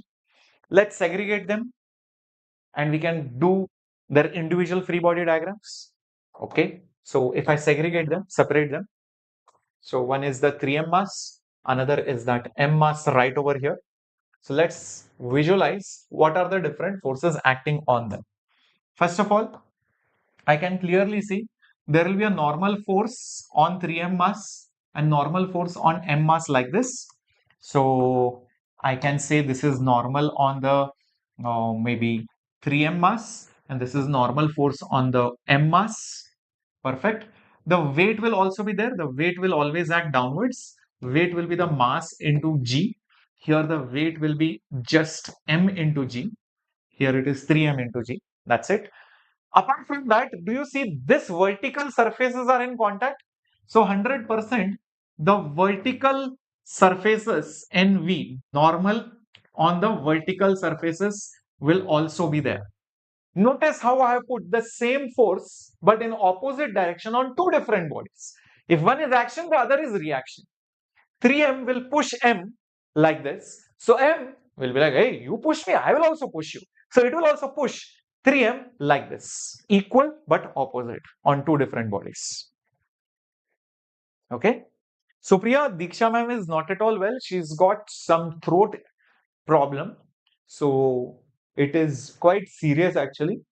She might require surgery. She might not require surgery. We don't know. So the doctor has told that we'll have to wait and watch. So that is the reason. So in a day or two, we'll get to know whether ma'am might need surgery or not. So it's a throat problem because of teaching. Most of the teachers usually have these kind of issues. We don't know. Okay, right. Spherometer is basically to measure the radius of curvature and all of that. So that is there in practical physics. So we'll talk about it maybe in practical physics. Okay, Pokemon? Not in this chapter. One thing is missing though is the acceleration. All of these things will start moving here. So there is some acceleration. Acceleration is not a force. So notice how I'm not showing it on the body. Rather, I'm showing it off the body because it is not a force technically. Getting my point? Now tell me one thing, will both of them have same acceleration or different acceleration? Answer it in the chat box. Yeah. Hi Harshit. Think logically. If this guy goes x meters, 3m will also go x meters. As much as this moves, this will also move that much. If there was one more block, one more, all of them will move together. If everything will be pushed and moving together, so its accelerations will be same, velocities will be same. Is that right? So this guy and this guy will have the same acceleration. Is that right? Yep, perfect. So sir, now tell me, if these accelerations are there, can you tell me how much will they be? Oh sir, but for that I don't know NV. Oh, I have an idea now. I don't know NV. I mean horizontally. Oh, but one force is also missing over here. This force, so I cannot forget that. This force of basically 8 mg. So I have an idea. How about treating the entire thing only as a system? How about treating the entire thing as a system of mass 4m? Then there is one force from here which is of 8 mg. There is a normal force from the ground and there is some acceleration. Sir, what happened to the NV, the interactive force between the vertical surface? Can you think and tell me what will happen to the vertical forces, vertical wall forces? That think about it. That force cannot be now shown in this combined diagram. Why? Because it now becomes an internal force. That is the beauty of it. When you take two or three bodies together, then the forces in between of them will no longer be counted. They now become internal forces. Why do we do that? Because if I do that, I can just focus on my core problem, which is acceleration. And there is only one force in that horizontal direction. Oh, by the way, the weight is also going to be there, which is 4 times of mg. So in x direction, can you see if you apply net force is mass into x acceleration, there is only a singular force of 8 mg. Mass is 4m, and acceleration is just a. So therefore, my acceleration will be m cancels, 8 and 4 cancels. It will be 2g, which is 20 meters per second square. So that is my acceleration of the 4m mass or the masses together. Okay. EM said, Jatin, we conducted some classes, but it seems that most of the kids are telling, sir, we want to watch in Telugu. See, if you have thousands, lakhs of students who prefer watching in English, then we will definitely do it. But if it is just few students who learn in English, then it really is a lot of effort for us also, because it's a core JEE and main national level, exams kind of channel. So if it is something which is very much needed, but in English, then we can think about it. Yeah. Now, once we know the acceleration, we can use that acceleration here. When I have drawn the free body diagram separately, the contact forces between them were external. Normal weights were there, normals from the ground were there, the ground will push them up. So this was N3 and N1, and this force was being applied anyways on the 3M mass. So now if you think logically, we can easily find NV or N1. For example, in Y direction, just observe this, in the Y direction, there is no acceleration. So everything is balanced. Everything is balanced. So therefore, my N3 value will be 3 mg, and here the value of N1 will be simply mg. But in the x direction, it is not balanced. As you can see, NV is the horizontal force, will be mass into acceleration, but acceleration I just told it is 2g. So therefore, the force will be 2 mg. The force will be 2 mg. Sir, you found NV from this. Can you find it from here also? Why not? Here, I will say this force minus NV force. Why minus? Because this is here, this is here. So why not NV minus F? Notice how my mass is, by the way, 3m into acceleration. If I'm accelerating here, whatever force is applied here, the same direction will be positive. NV is opposite to the acceleration. That is why it is negatively contributing. So if there are multiple forces, whom to take positive and whom to take negative? All the forces supporting the acceleration are positive. All the forces against the acceleration are negative. That's how you can find the net force. So net force is mass into acceleration. That is basically the equation. Is this equation clear, everyone? Yeah. Sir, can you do this sum by taking separate bodies? That is what we have done. Deepesh, we are just taking the separate bodies and doing it. Yeah, as you can see. Yep. So, as you can see now, our force is 8 mg. NV is unknown. 3m into acceleration is basically 2g. So, therefore, 8 mg minus 6 mg is NV on the other side. 8 minus 6 is 2. So, 2 mg is equal to NV. As you can see very evidently, whether you solve for this or this, the answer should be the same. If you get different, then we should stop studying physics. Okay, so N is 2 mg. That is what we got the value of the contact force between them. So we have literally found everything. The main crux of the problem is, if an overall property is needed, like the acceleration, then why take separate bodies? Take it as one singular body. Then every body had same acceleration. The overall picture will also give you the same thing. Then all the interactions between them will be ignored. So you can directly say the acceleration is so and so by a simple free body diagram. But if some internal things were asked, on 3m, how much is the normal? On m, how much is the normal? How much is the force of interaction? You have no other choice but to make these as external forces by choosing individual bodies. Show literally everything: weights, ground reactions, interaction forces. But accelerations always show it separate because they are not forces. And in y and x, solve it separate because there is nothing happening in the y direction. So they are balanced. Normal is balanced with the weight. That's what we do. But in the x, the forces are causing that unbalance, which is the acceleration. So you write x equations and you will get the answers if required. Is this absolutely clear?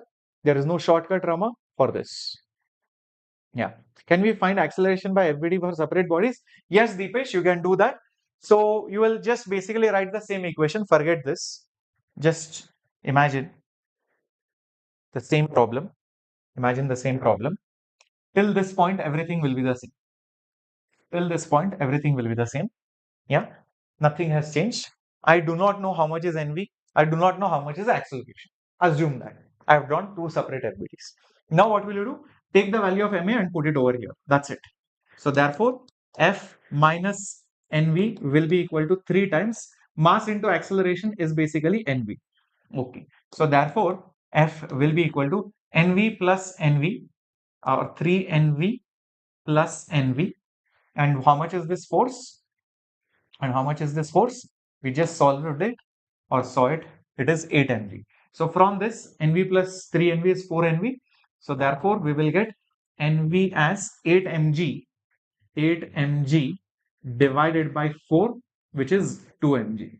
So again, you will get from this, if you substitute it back over here, okay, you will get the acceleration as 2g. So that's how you can solve it. Doesn't matter how you solve, you will get the answer. This is obviously a lengthier method. We will not choose this, but you should know how to get it. So usually we'll take the complete thing as a one single body. Clear? Everyone? Understood? Perfecto? Right. Let's see if you can do one more free body diagram. Let's see if you can do one more free body diagram, guys. Okay. I'm just going to show some more bodies over here. Quickly, I want everybody to solve this question. Let's say this is 2 kg. Let's say this is 1 kg. Let's say this is, I don't know, maybe 7 kg. Let's say somebody has applied a force of 40 Newton here. Let's say somebody has applied a force of 30 Newton over here. Okay. Now, can you figure out the acceleration and the individual reactions between them? 100% we can do that.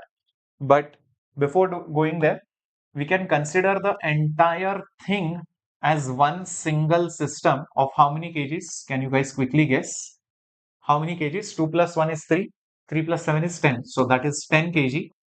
And the force from here is 40 Newton. And the force from here is 30 Newton. And yes, there is a weight and there is a normal. But as a whole, it is accelerating here. Can you quickly tell me now how can we find the acceleration? In the direction of the acceleration, the forces are positive. So if I use Newton's law, which is net force is mass into acceleration, my net force is 40 minus 30. My mass is just 10. So therefore, my acceleration is 1 meter per second square. Acceleration is 1 meter per second square. Everybody got it till this point? Perfecto. Now we can separate them out to find out the individual interactions if required. Like, for example, say I want to figure out for 2 kg, then for 1 kg, and then maybe for 3 kg. So that's what I will do.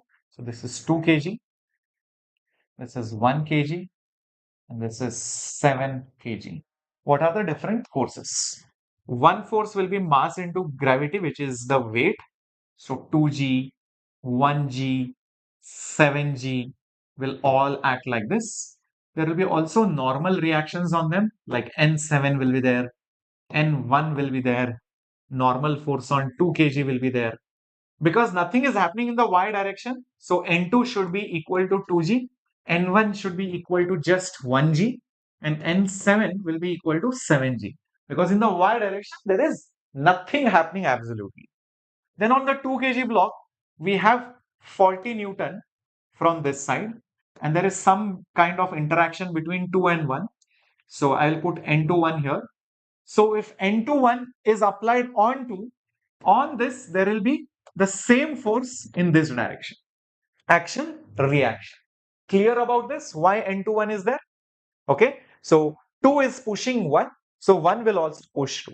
Same way between 1 and 7, there will be some kind of interaction. So I'll put N17. So 1 is pushing 7, 7 will also push 1. So 1 is pushing 7, so 7 will also push 1.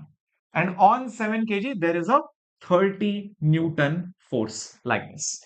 Is this free diagram absolutely clear in everybody's head? Yeah. All are unbalanced, reasoning being show accelerations separately. And how much was it? It was 1 meter per second square. This is 1 meter per second square. This is also accelerating at 1 meter per second square. And even this is accelerating at 1 meter per second square. Never ever show acceleration like this, because then you will confuse it to be a force. It is not a force. So if you see here, if I again apply our standard equation, God equation, net force is mass into acceleration. This is our God equation. So what will I get? 40 is positive in the acceleration direction, minus N21 is mass, which is 2, into acceleration. So how much will N21 be? It will be 40 minus 2. So therefore N21 will be 38 Newton.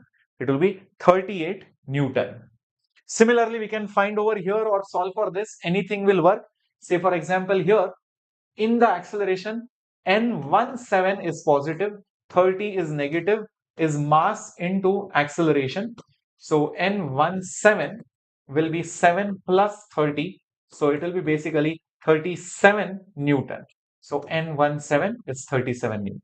So we have got all the answers. N17, N21, N1, N2, N7, acceleration, literally everything. Yes, Prem, we are doing PYQs also side by side. Yeah.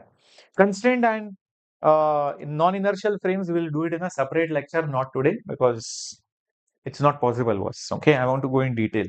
Some people will do it in one shot. Yeah. Prabha, it's completely up to you. If you're in 9th standard and if you have the time and you don't have any other issues, then I would suggest please start it off in 9th, but not JEE preparation, foundation. Like concepts you should know. You should take part in Olympiads, mathematics, astronomy, physics. Also understand different life skills and learn communication. Okay, learn maths properly, learn English properly. So all these things, skills you should develop. Learn logical thinking properly. So do the foundation part. Is not like start with chapter 1, 2, 3. No, that is not what I'm asking. So learn these elements, the skills is what I would say. Right. Perfect. Now let's do some kind of questions where blocks are connected to strings. So imagine there is a block and there is a string attached over here. And somebody decides to pull this with some force. What kind of forces will be there on the block and on the string? If you look at the string alone, it's very simple. If you look at the string alone, there will be a force of F here, and no matter which part of the string you take, there will be a tension everywhere, and the tension will be exactly equal to F, and it will continue here also, the same tension. Every part of the string, it will be having the same tension. So tension is same along the string, along the string, which is equal to numerically F. Look at the last tension. The block is being pulled by the rope is being pulled back. So this particular tension that you see over here, this is the force on the string, by the block. So the block, if you ask me, over here, will be pulled by that same force of tension like this. If this is action, this is the reaction. It's like this force was transmitted by the string into the block. That's all the job was for the string. It's just, okay, this much is the force. Okay, boss, I'm going to give it to this guy. So it was just transmitting the force from one side to the other side. That's it. So if this was the mass, it will definitely have some kind of acceleration. So force is mass into acceleration, but tension is force. So F is equal to ma, or A will be equal to F by m. That is how you can look at a block connected to a string question. The string will always pull the things connected to it, and the string will be always pulled on both sides like this. Absolutely clear? Yeah. Okay, no change of sign because we are considering magnitudes only. Don't put plus t, minus t, not needed, because we know that they are just magnitudes which I have shown over here. Another question, just imagine over here, imagine this, imagine this, imagine this. So there is a block and there is a string which is connected to the roof like this, and the block is now at rest. Okay, and maybe there is another string, and then there is another block which is connected over here. Let's say I call this M2, let's say I call this M. How will the free body diagrams look like? This is string number 1, this is string number 2. Okay. Let's start off with the free body diagram of M2. Let's start with the free body diagram of mass number 2. What are the different forces acting on it? First is its own weight. The string is being pulled by mass, so the mass will be pulled by the string. So there will be a tension like this. So this will be its weight. This will be the tension in the string labeled 2. Because this is at rest, there is no acceleration. Can I therefore say it will be balanced? So T2 will be M2G. Everybody with me? T2 will be equal to M2G. Yes or no? Perfect. Next, if you look at mass number 1, then what are the different forces acting on mass number 1? Let's think carefully. Well, its own weight will be definitely there. So its own weight, M1G, will be there. There is a string below. That string will pull that mass 1. So how much force will it apply? Whatever is the tension in that string, which is basically T2. This is very important. Mass 2 will transmit the force via this string to mass 1. So whatever tension was there in this string will be indirectly applied on mass 1. Mass 1 will be pulled. Always string will pull, never can push. You can never push using a string. You can only pull using a string. So the string is pulling the mass. This string on the top will pull that mass by another tension, that will be T1. And because again the acceleration is 0, so upward force will be balanced over here. So T2 plus M1G. But wait a minute, T2 is M2G. So T2 is nothing but M2 into G. So therefore T1 will be M2G plus M1G. So this is how you can figure out how much is the tension, what is happening, what's the free body diagram like for blocks connected with strings. Everyone? Yeah? Perfecto? Amazing. Pokemon, the entire of NCRT of 11th and 12th is there for your JEE 2027. Yeah, complete NCRT. Weightage, nobody knows because it will keep changing year after year. It's not like your boards keep fixed, these questions will come from this chapter, nothing like that. If they decide, they can completely skip a chapter or they can chumma ask many questions on a particular chapter. There is no fixed policy or rule or mandate for NTA. They can do anything that they want.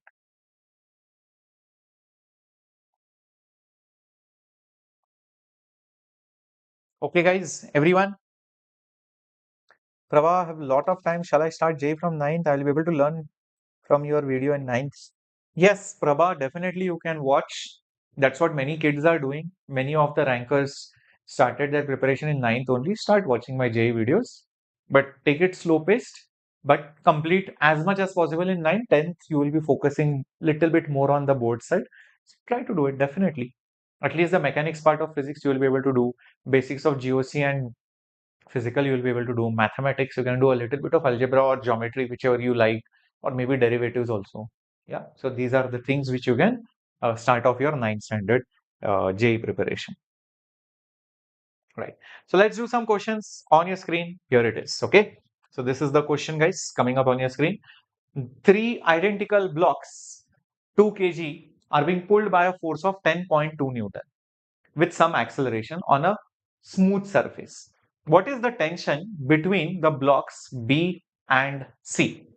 Ideally, we don't even need the acceleration because force is there, mass is there. That's good enough for me. I mean, why was the even acceleration given? Okay. So let's think about it. Then what is the tension in Newton in the string between the blocks B and C? They have asked what is the tension. Now quickly think and tell me, if you have to find this tension, whose free body diagram will you preferably draw? C, B, A, or all of three together? Quickly answer in the chat box. One thing is connected to the other is connected to the other, and you are pulling that. Come on, think and tell me, my dear students. If you want to find the force of tension between B and C, it kind of makes sense to draw a free body diagram of either B or C. Obviously, it can't be A, and it can't be the whole thing, because if I take the whole thing, then this will become an internal inside force, and you never ever show internal forces. They are not needed and not, I mean, not required also to be drawn. Oh, so should I draw C or B? Anything is fine. Think logically. If you draw FBD of B, then not only will the force of the string on the left come, but also this force will come due to this string. That's another headache for me. I don't know how much is this. First of all, I have to find this. Now you're asking me, find this also. I don't think it will be smart move. I think the smart move will be to only consider the block C. How many of you understood the logical process of it? Why we chose block C? Everyone? Okay. Right. Perfect. So let's see, guys. All right. So let's draw the free body diagram of block labeled C.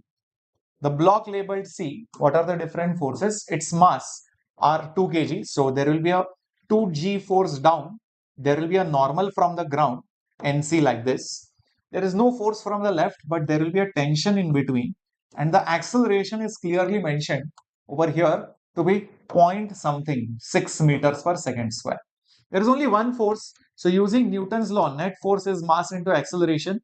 Tension is the mass, which is 2, into acceleration, which is 0.6. 2 into 6 is 12. So this will be 1.2 Newton. So tension will be 1.2 Newton. That's it. I think option is missing over there. So forget the options over here. So tension will be 1.2 Newton, considering this is 0.6 meters per second square. Okay. So actually you don't even need this data, whatever the force is. This is not needed. Else, if force is given, then we don't need acceleration. Then to find acceleration, we need, again, F is equal to ma for the entire thing. So I think there is a mistake in printing somewhere here, because both force and acceleration by mistake they have given. So either one of them should have been skipped. Is this absolutely clear, Prabha? Daily 3 to 5 hours of practice is good considered very good for JEE. So in 11th standard, when you are beginning, but when you are in 9th, every day 2 hours is good enough. Every day 2 hours is more than sufficient if you are preparing, okay, foundation level. Yeah. Now, moving on to the next question on your screen. This is a JEE 2024 question. 3 blocks are there. Can you figure out T1 and T2? The force is given now. Acceleration is not given. So it kind of makes sense now to figure out how much will that acceleration be. But to figure out that acceleration, I think I need to draw or consider the entire thing as a system. So if I consider the entire thing as a single system, 5 plus 3 is 8, 8 plus 2 is 10. So it will be a 10 kg system. And on the 10 kg system, there will be some normal from the ground. There is only a singular force like this of 80 Newton. And of course, its own weight of 10 g. Now over here, this entire thing will accelerate.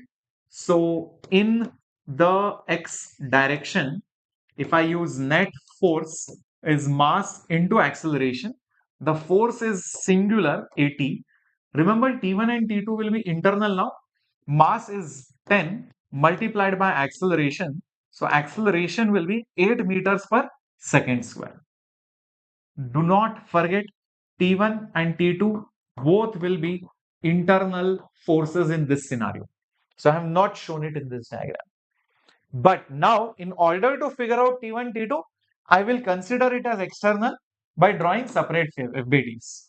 So for block A and for block B, I will draw separate free body diagrams. This is block B and this is block A. For block A, the forces acting are one weight, one normal, but I don't need that. T1 is there, and of course, it is accelerating, and the acceleration we figured it out to be 8 meters per second square. Similarly, for B, its own weight is there, ground reaction is there. I don't need it because it's in the y direction. This tension will pull the block this way. So the directions are important. Never show the tension pushing the block. This tension cannot push the block like this. It can only pull this way. So T2 will be here and its acceleration will be same because all three are pulled together. They'll all move with the same displacement, velocity, acceleration, everything. So the acceleration will still be 8 meters per second square. So maybe let's start with A first. Force is only T1. Mass is m into acceleration. Mass 5. Okay, acceleration 8. So this will be basically 8 5s are 40. So 40 Newton. So T1 will be 40 Newton. There is 40 Newton only in this option. So I don't even have to check the other one. I will directly mark it. But to cross verify, I can say that T2 minus T1 is mass into acceleration. T2 is positive, T1 is again so negative. So T2 I don't know, T1 I just figured it out to be 40. The mass is just 3, acceleration is 8. So T2 will be 40 plus 8 3s are 24. So this will be nothing but 64 Newton. So T2 is 64 Newton, which is again right over here, which is option A of course. Got it? How to solve these kind of questions, my dear warriors? Yeah? Perfecto. Amazing. Prava, it will go in time. I mean, October, November, like that. Okay, 11th standard might go until November. Yeah, we'll try to complete around that time and as much as possible. And most of the topics are there on the channel. So anytime you feel free to watch any other lecture, you can just find it on the channel. Okay, playlists are there, old classes are there, so you can watch it. But if you prefer live, then you'll have to wait a little. Okay, October, November is the plan. Great. Now let's go to the next kind of question, guys. Ready? Pulley question. How many of you are ready for the pulley question? This is a very interesting concept. Pulley problems. Ready for it? Everybody with me? Pulley problems. So what does a pulley exactly do? You might have seen pulleys in lifts, in a well to draw water, or some car engine, there is a pulley and a belt, or even your cycle. When you are pedaling, there is a pulley kind of system. The front wheel is pulling the back wheel using that pulley mechanism, or even in a bike. there is a chain which is there. The chain is like the string and the wheels are like the pulleys. So it's basically a device to transmit the force from one place to other. And it changes the direction also of the force. And it can be also used as an lever to reduce the effort for carrying bigger loads. You might have heard about the lever principle, where with minimum effort you can pull, push, lift heavy loads. So by changing the sizes of the pulleys, the belts, multiple pulleys, you can pull, push, lift heavy objects with minimal effort. Okay, sometimes you might want to increase the speed, you're rotating slowly, but the wheel should rotate very fast. So by altering few things, the sizes of the pulleys or using multiple pulleys, you can create higher rotational speeds when you are giving a small rotational speed. So basically used as a lever to change speeds, to change the direction of the force, or to pull something, and a different way to transmit the force in some other location. That is what you use pulleys for in lifts, bikes, automobiles, engines, different machinery across the industry. Is this absolutely clear, my dear warriors? So if you have to show, pulley like this,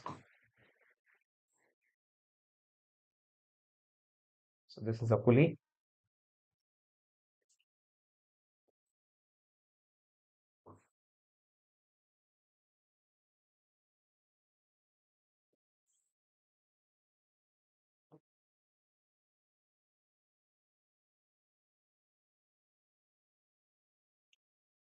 That is the pulley which is hinged onto something. It is supported by something either from the top, bottom, side, anywhere. And there could be a rope. There could be a rope or something which is going onto it. Maybe like this.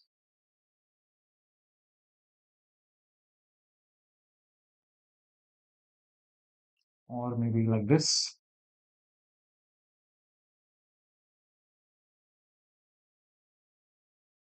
Or maybe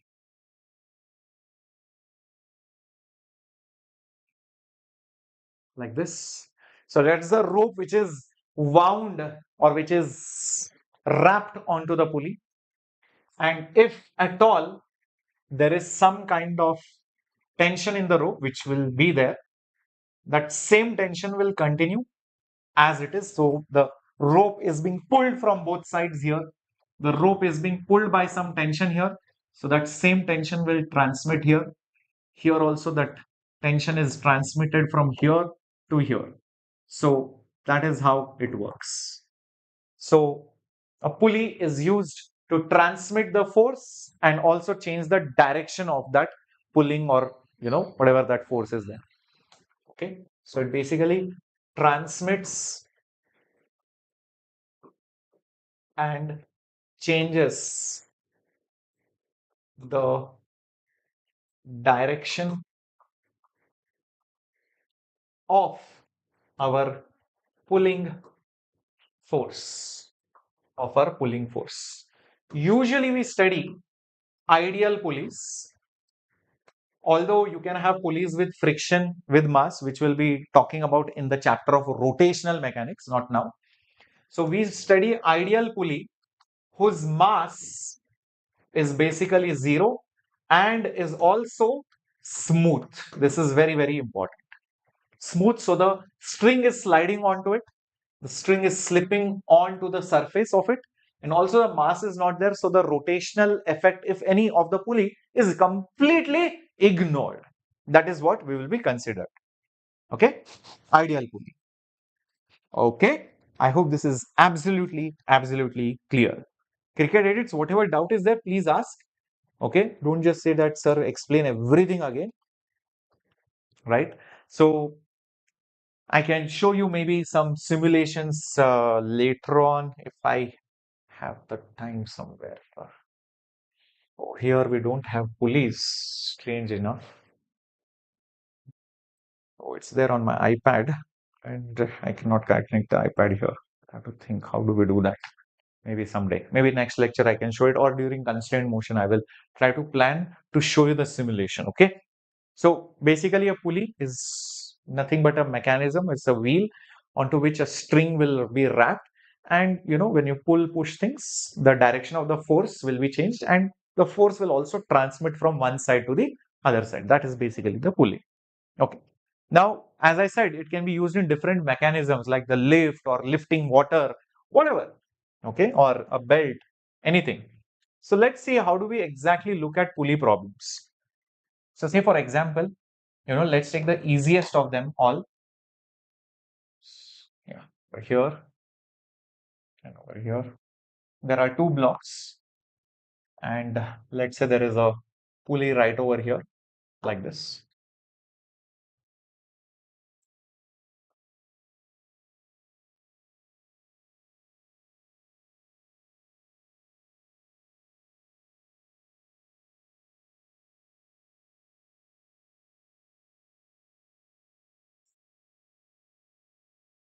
Let's say this is mass 1, and let's say this is mass 2, and this is our pulley, which is hinged over here.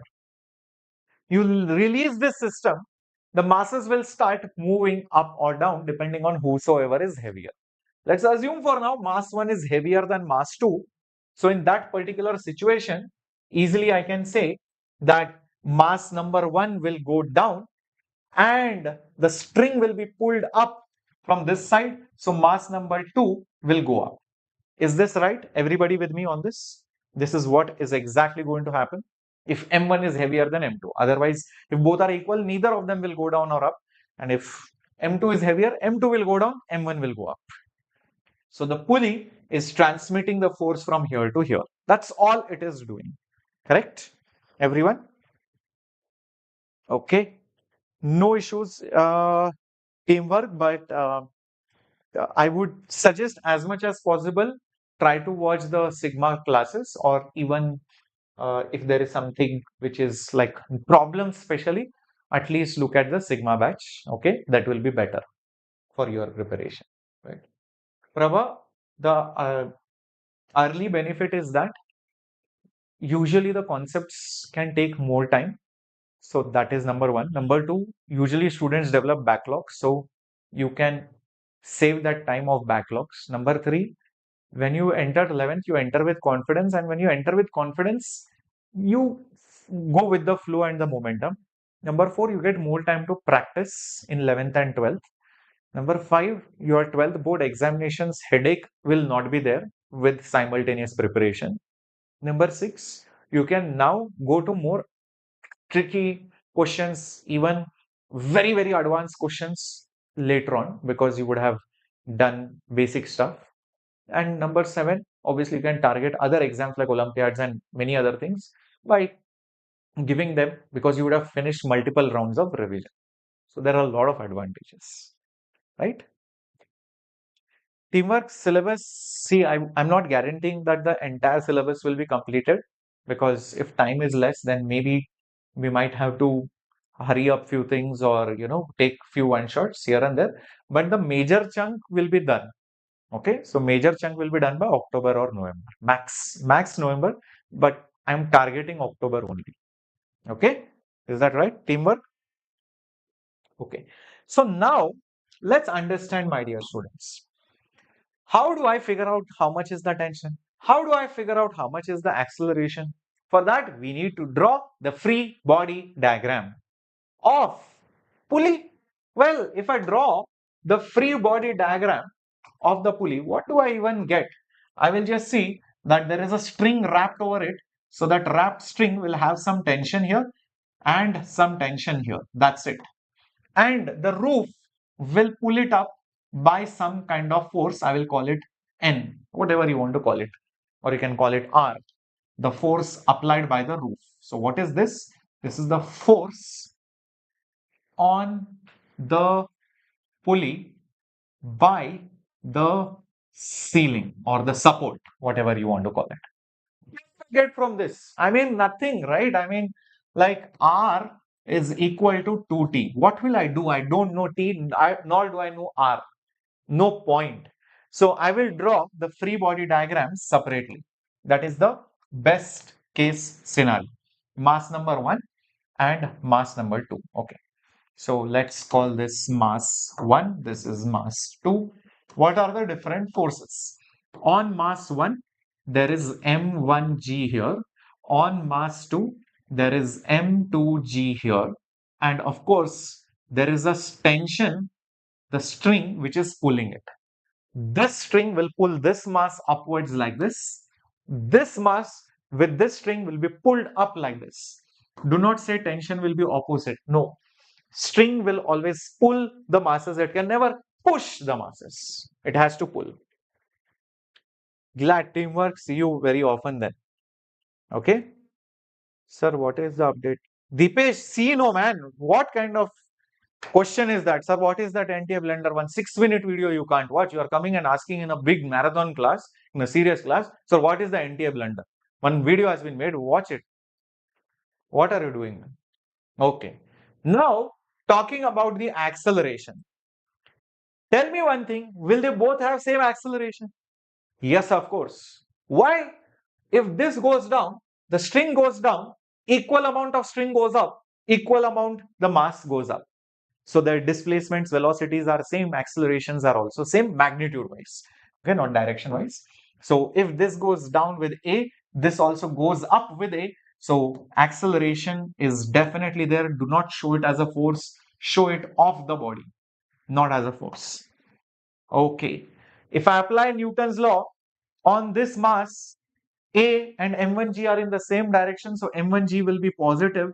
So M1G minus the tension, why minus? Because it's opposite, is mass, which is M1 into acceleration.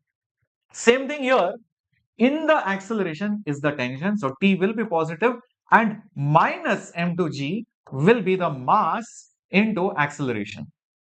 Notice that this entire thing is our net force.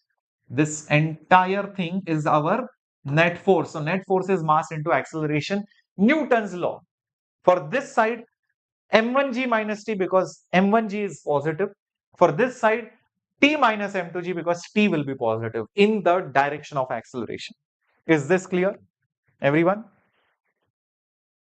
Ravi, you already have road series or even the new series which I have for 8 o'clock, 6 o'clock. You can follow either one of them. These are small detailed classes versus marathon one shots. So it's not one shot, it's marathon one shot. So either one of them is fine. But Ravi, I would suggest, if you want to maintain a rhythm, flow, liveliness, competitiveness, you want that motivation, live classes are better. But if you are self-motivated and you have less time, you want to finish everything as much as possible, you want to go ahead, please go with roar. Okay, Ravi, I hope your problem is solved. Now, sir, what to do next? Boss, add them. Yeah, add them. So if I add these two equations, let's see what do we get. Sir, why did you decide to add them? You only think if I add them, tension will get cancelled. No, tension will get cancelled. No. So I will get M1G minus M2G will be M1A plus M2A. Tension got cancelled. Tension gone. Wow, so cool. Sir, so G will be common. Yes, correct. So G into M1 minus M2. Sir, here acceleration is common. Perfect. So it will be M1 plus M2. Oh, so now I can take it down. So acceleration will be M1 minus M2 upon M1 plus M2, the whole thing into G. Oh, that is the acceleration. It's better that you remember this.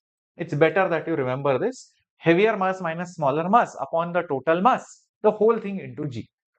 Heavier mass minus smaller mass, M1 minus M2, divided by the total mass, whole thing into G. That is the final answer. Clear? Acceleration of M2, is it negative? Nothing like that. See, this can be positive, then this is negative. If this is positive, this is negative. It depends on the sign convention. So there is nothing like negative acceleration. It depends on which direction you take as positive. But yeah, it is the negative of M1's acceleration, I can say. Whichever direction it is, direction wise it is negative vectors, but magnitude wise, and this is what, this is the magnitude. I hope I have answered your question. Is that right? Anthony. Sir, what about tension, sir? See, for tension, how to find tension? Either use this or this. Just substitute the value of acceleration is what I would say. So for example, over here, T minus M2G is equal to M2 into acceleration. Acceleration is big minus small upon total into G. Shift this here, solve this. I think it comes out as 2m1 m2. Don't ask me how it came. It comes solving it. Okay, I now remember because I have solved this multiple times. So m1 plus m2, this whole thing into G. Sir, you remember this? Shall I also remember? Yes, please. Because many questions directly come. You don't waste your time solving this in the examination. Okay, so take M2G here, take LCM, a lot of things get cancelled. So T is 2 times M1 M2 upon M1 plus M2 whole thing into G. That is the answer for tension. Which tension? The tension in the room. So if I know tension, we can find R also. So everything done. Okay. No, we are not covering complete NLF. Only pulleys, strings, blocks, Newton's laws, that's all I'm doing, and slopes. There are many more things: pseudo force, non-inertial frames, constrained motions, then friction. So many things are there. We are going to do it in separate class. Okay. I can't do everything in one go because then you will not understand. Sir, my head is spinning, I'm fainting, you will sleep off. Okay. Nor do I want to skip the topics. I want to teach everything in detail. So any kid who is preparing for JEE, if they watch my class, they will be fully confident for solving problems. Your basics will be clear, your foundation will be clear, you will be starting to solve problems. That confidence you will get because everything I'm teaching from the scratch. Cool? Perfect. Sir, show me some questions. What kind of questions came? Here it is. First one. Light string passing over a smooth pulley connects two blocks of M1, M2. Acceleration of the system is G by 8. And then the ratio of the masses is how much? I'll just show you. There is one crazy app which I had downloaded. Let me just see if it is there.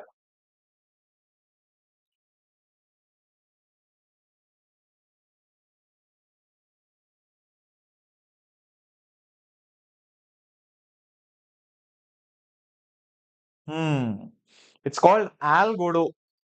It's there on the App Store and even on the Google Play Store. See, this is that app. It's very cool. You can make your own pulleys, wedges, blocks, whatever you want, and you can animate it. So there is a play button here. Okay, see, I put some two rollers and it is moving. See, can you see that? Beautiful, beautiful simulations you can create. These are two rollers spinning in the opposite directions. I've created many more such animations. I don't know how do I connect it to my TV. I know HDMI cable. I'm not that stupid. It's just that I don't have the HDMI cable here for some reason. Yeah, see, this is a pulley block system. Yeah, so I created this amazing thing. Let me see what happens. See, I can pull this and see how it goes up and down. Yeah, isn't it amazing? Fascinating, right? Oh my God, it just toppled over. I just need to reset it back. Yeah, so this is what a pulley block system is. Yeah, isn't it amazing, guys, to play with them? Many more simulations I have, I think.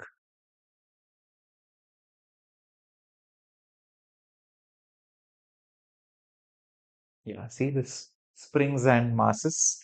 I push one of them. Let me just play it for you. I'll push it, see how they go. Yeah. So you can play with this to get a visual understanding of it, isn't it? So it's called Algodo, Algodo. You will find it on the App Store. Maybe you can find a web version also of it. Okay. Right. So let's do this. A light string passes over a pulley. Masses are M1, M2. The acceleration is G by 8. Find the ratio of the masses. Okay, fair enough. I know acceleration is big mass minus small mass by total mass into G. This is exactly diagrammatically same as this. Okay, no difference at all. So don't get scared. It's exactly this question only. This two masses are connected by a string which is passing over a pulley. Okay, so this is exactly the same diagram. So same formula I'll use. Acceleration is given to be G by 8 and we have to find the ratio of the masses. So m1 minus m2 whole thing by m2 and m1 plus m2 whole thing by m2 and this thing into G. So this will become m1 by m2 minus 1 upon m1 by m2 plus 1 into g, which is g by 8. Now what happens is this g will get cancelled out. So what we can do, we'll just cross multiply this. So therefore, m1 by m2 plus 1 will be, m1 by m2 plus 1 will be 8 times m1 by m2 minus 1. So shift m1 by m2 over here. So 8 times m1 by m2 is here. This will become minus m1 by m2. Okay, this 1 is as it is. This is negative 8. On this side, it will become plus 8. So 1 plus 8 is 9. 8 minus 1 is 7 times m1 by m2. So therefore, 9 by 7 is m1 by m2. 9 by 7 is C option. How many of you got it? Very good. Some of you got it already. Amazing. It's amazing.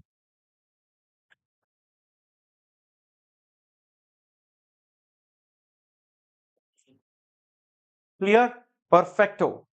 Yes, 9 by 7. 9 is to 7. Very good. Deepesh Pranav. Sarvana, perfecto, clear. M2 acceleration. Okay, that was previous question. Let's see. More questions are there. This was also a very interesting question. Okay. Equal masses are there hanging. Question is, what is the tension between B and C? A lot of people think, sir, this question is very different from this question. I say, actually, it is the same, just that you split the mass. Think about it. Just consider now. Okay, I'll just duplicate this. Just consider now this to be a single mass where m1 is m, and consider this entire thing to be another mass m2, which is 2m. String is massless, ideal. The tension in the string is asked. So maybe I will need C's FBD, and then my job will be done. And I'll tell you why we will need C's FBD. If you just consider block C alone, forces on it are its own mass, which is mg. Tension will pull it up like this, and heavier masses are on the right side, so it will accelerate downwards. So if you think here, net force is going to be downwards because it is accelerating down. So mg is positive, tension will be negative, will be mass into acceleration. So tension will be equal to mg minus ma. So in order to find my tension, I just need how much is the acceleration, because next step only will be my answer. If I know acceleration, my job is done. How many of you understood why I have taken C? I could have taken B, but there is another issue. There will be another new tension here, which I do not know. I don't want to break my head. So I went till the end so that only one tension is what I want, and I will only take the tension of one tension. I will not take the tension of two tensions. Got it? Okay. So, sir, what is the acceleration? Well, for that, use your basic knowledge formula. This is going to accelerate down. This is going to accelerate up. The formula, guys. A will be bigger mass, here m2, minus smaller mass by the total mass into g. Bigger mass is 2m. Smaller mass is m. Total mass is 2m plus m and the whole thing into g. So 2m minus m is 1 and this is 3. So this will be g by 3. Is that right? So this question mark over here is nothing but g by 3. My job is done. So mg minus mg by 3 is 2mg divided by 3. But is the mass given? Yes, it is definitely given. So therefore, T will be 2 by 3. Mass is 2. G is basically 10. This will be 40 by 3. This will be 40 by 3 Newton. So therefore, tension is 40 by 3, close to 19.6 or, oh, sorry, 13 point something. So 13 Newton we can say is the answer. Clear? Everybody with me? Option number B. Yep. Perfect. Sai, I'm very good. Okay. Amazing. Amazing. Yep. Hi, phone. After the problem, give us a quick motivation. Okay, fine. Very good, Deepesh. Amazing. Similarly, can you now solve this question. You have to find this tension and this tension. One hint I will give you. One hint I will give you. Consider this as one single mass. Consider this as another mass and figure out the acceleration. And to find individual tensions, either draw this FBD and this FBD separately, you will get the answer. Will you be able to do it? So this is your homework. This is your homework. I want all your answers in the comment section. I want all your answers in the comment section. Yeah, perfect. You'll be able to do it. Just like kids answer our questions, in all the sessions. I want everyone. You see over here, JEE 2027. Yeah, we just did inclined plane last lecture. Yeah, very good, guys. Yeah, many of you have done it. Very good, Anuradha. I should give a heart. Perfect. I should give a like, heart, everyone. Very good, Sulochana. Very good, Janit. Very good, Abhijit. Amazing. Many of you have solved the questions. So please keep solving, even if you're watching it recorded. Okay? Perfecto. Moving on. Next question on your screen now. I think that was the last question on pulleys. Yeah. Now we'll go to some block wedge kind of questions. This is also very interesting. This is the last step today. And then after that, the class is over. Okay. So I've learned a lot. We'll do more things in the next class. Now, block, wedge kind of questions. It's not constrained motion, simple inclined plane kind of things. So just imagine we have a inclined plane like this. And let's say there is a block which is kept on it.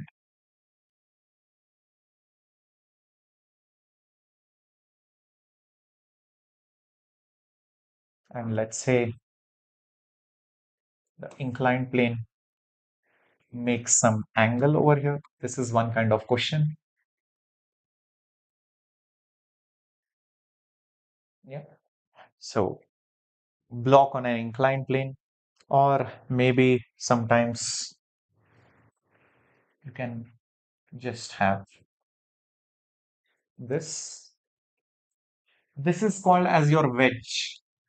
This is called as the wedge. This is simple inclined plane. Inclined plane. This is your wedge. This wedge might be on a ground surface. It could be moving and all of that, right?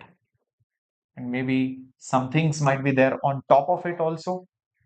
On top of it also, like this.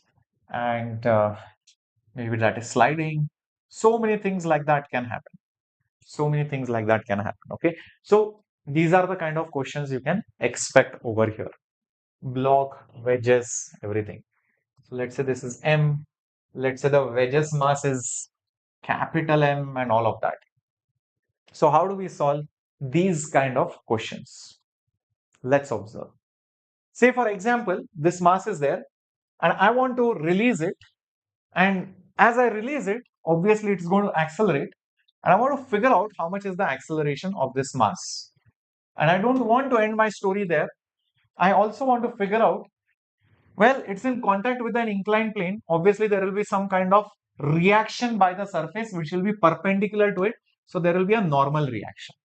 Is that right? So I want to figure out both these things. How much is the normal? How much is the acceleration and all of that? Well, there is one force missing over here. Yeah. Is there a session tomorrow, Deepesh? I think tomorrow is a 12th session, or if I'm not wrong, 12th standard topic I'm teaching. Yeah, Diksha ma'am is not teaching this week because she might have a very bad, because she has a bad throat. She might need a surgery. I don't know. So we are just waiting for ma'am to tell us, give us a health update. Okay. So we're just hoping that ma'am recovers really fast. So only maths and physics classes only for this particular week. Okay. So there is one force missing over here, and that is none other than who? Who? Weight, right? So we have to draw the weight also over here. Weight is also there. So that is basically your mg force. That's it. These are the only forces acting on the system. Sir, how do I find out normal and acceleration now? I think it would have clicked in your head that normal is perpendicular acceleration is along the plane, but mg is in some weird direction only. So I think it is wise, it is smart to split one of these forces. Which one will you split? Will you split acceleration? Will you split normal? Or will you split mass into g? Because see, normal and acceleration are already perpendicular. Why would you trouble somebody who is already perpendicular? Perpendicular is a good thing. You can use Pythagoras, you can use trigonometry. Angle is a bad thing. You want to get rid of that angle. You want to keep everything in north, south, east, west kind of directions. Everything when they are perpendicular, it's easy to solve, isn't it? Hi, Senthil Kumar. Welcome. So, I feel we should get rid of mg and split it off into two components. Oh, is that so? So, let's get rid of mg now. Let's get rid of mg. mg was here like this. I will split it off into two components. We have seen vector resolution like this. One in this direction and other in this direction. These are the only two components. But sir, how much will be the component? There is a trick for it. I have given that trick before. I'll repeat that trick again. Whenever you have inclined plane questions, drop a perpendicular to the inclined plane and draw the horizontal also, and also show the vertical. The angle of inclination, if it is theta, leave that part, go to the next part, that is also theta. Leave that part, go to the next part, that is theta. Leave that part, go to the next part, that is theta. So every alternate partition is theta. So you have divided it into 8 parts. This is the trick. You divide it into 8 parts and every alternate part will be theta. So the same thing can be applied here, and then you will realize very quickly. Just do it in rough or in your head like this. These are those lines, imaginary lines you can consider. And now you will quickly realize that, okay, boss, sir, this is theta. Why is this theta? Inclination. Inclined plane with the horizontal is theta. So leave one space. This will be theta. And we can draw more, but I don't need it. Everybody understood till this point? Yeah? I'm so glad, Senthil, you love the classes. Means a lot. Thank you so much. Thank you so much. Everybody got it till this point? Now resolution. This is the main vector. These are the components. The component closer to theta. This is the component farther to theta. The closer, close, C-L-O-S-E. C for close, C for cos. C for close, C for cos. So it will be mg cos theta. This is far. You are far away from me. You committed a sin. So sine theta. So mg sine theta. Is this now easy to split? Everybody, give me a thumbs up. Put a fire emoji in the chat box. Mg cos. Cos for close. Sine for far. How to get theta? Using the trick of 8 parts. That also I told you. Wow, sir, this is so super duper. You solved my big problem. Now what? Let's apply Newton's laws. Let's start first in the y direction, or basically in perpendicular direction. Perpendicular. Oh, there is nothing which is accelerating like this. So it is balanced. If it is balanced, what should happen? The normal force, nothing else is there. Huh? Nothing else is there. Will be mg cos of theta. Mg cos of theta. Amazing, right? Very good, by 3. Now, what about in the parallel direction, sir? Parallel means who parallel? This parallel. Inclined plane, sir. Okay, sir. Mg sine theta is the only force and it is unbalanced. Mg sine theta, nobody is there to power balance it. Mg sine theta, nobody is there to power balance it. So it is going to produce acceleration. So m into a. M into A. Net force is mass into acceleration. Yum got cancelled. So acceleration is G sine theta. Done, dusted. We wanted N, gave you N. You wanted A, we gave you A. Done and dusted. Clear? Everybody with me? That's how you solve these questions. Perfecto, amazingo. Shall we go ahead? Yeah, cool. I'll show you one more killer problem. One more killer problem. So what is a killer problem? Observe this. I am going to, I'm going to pull this mass. I'm going to pull this mass with some force. With some force. Such that I'm going to pull this mass with some force such that this entire thing will accelerate. And imagine this is not slipping. M doesn't slip on the wedge. Wow, sir, what a question, sir. Question is, how much is this force? Question is, how much is this force? Crazy, no? I'm pulling it, or sorry, actually, I should be pushing it, not pulling it. My bad. If I pull it, it will definitely fall. I should have shown it this way. So how much is basically this force which you can push it with so that it doesn't slip. If I push it too much, it will fall like this. If I don't push it enough, it will slide down. If I push it just enough, it will stay there. So that is the question. I want to figure this out. M does not slip and it moves with M. One thing is very obvious now because yeah, just few more minutes, Abhijit, just 10 more minutes and then we are done. Okay, this one question and one more question I'll solve because I feel these are good questions. This will improve your concepts. Initially, it feels very tough, but trust me, with this note, that's it. You will be like full super duper confident on Newton's laws. Okay, since both of them are moving together, can I say, since both of them, since both are, just create duplicates, since both are,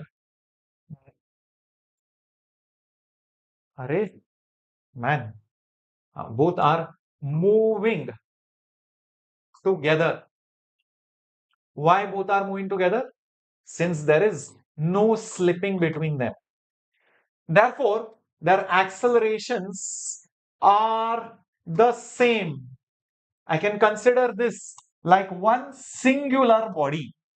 And I can say, okay, boss, listen, this is one singular body like this. And the total mass is m plus m. And I can say there is only one force acting on it in the horizontal direction because of which it is having some kind of acceleration.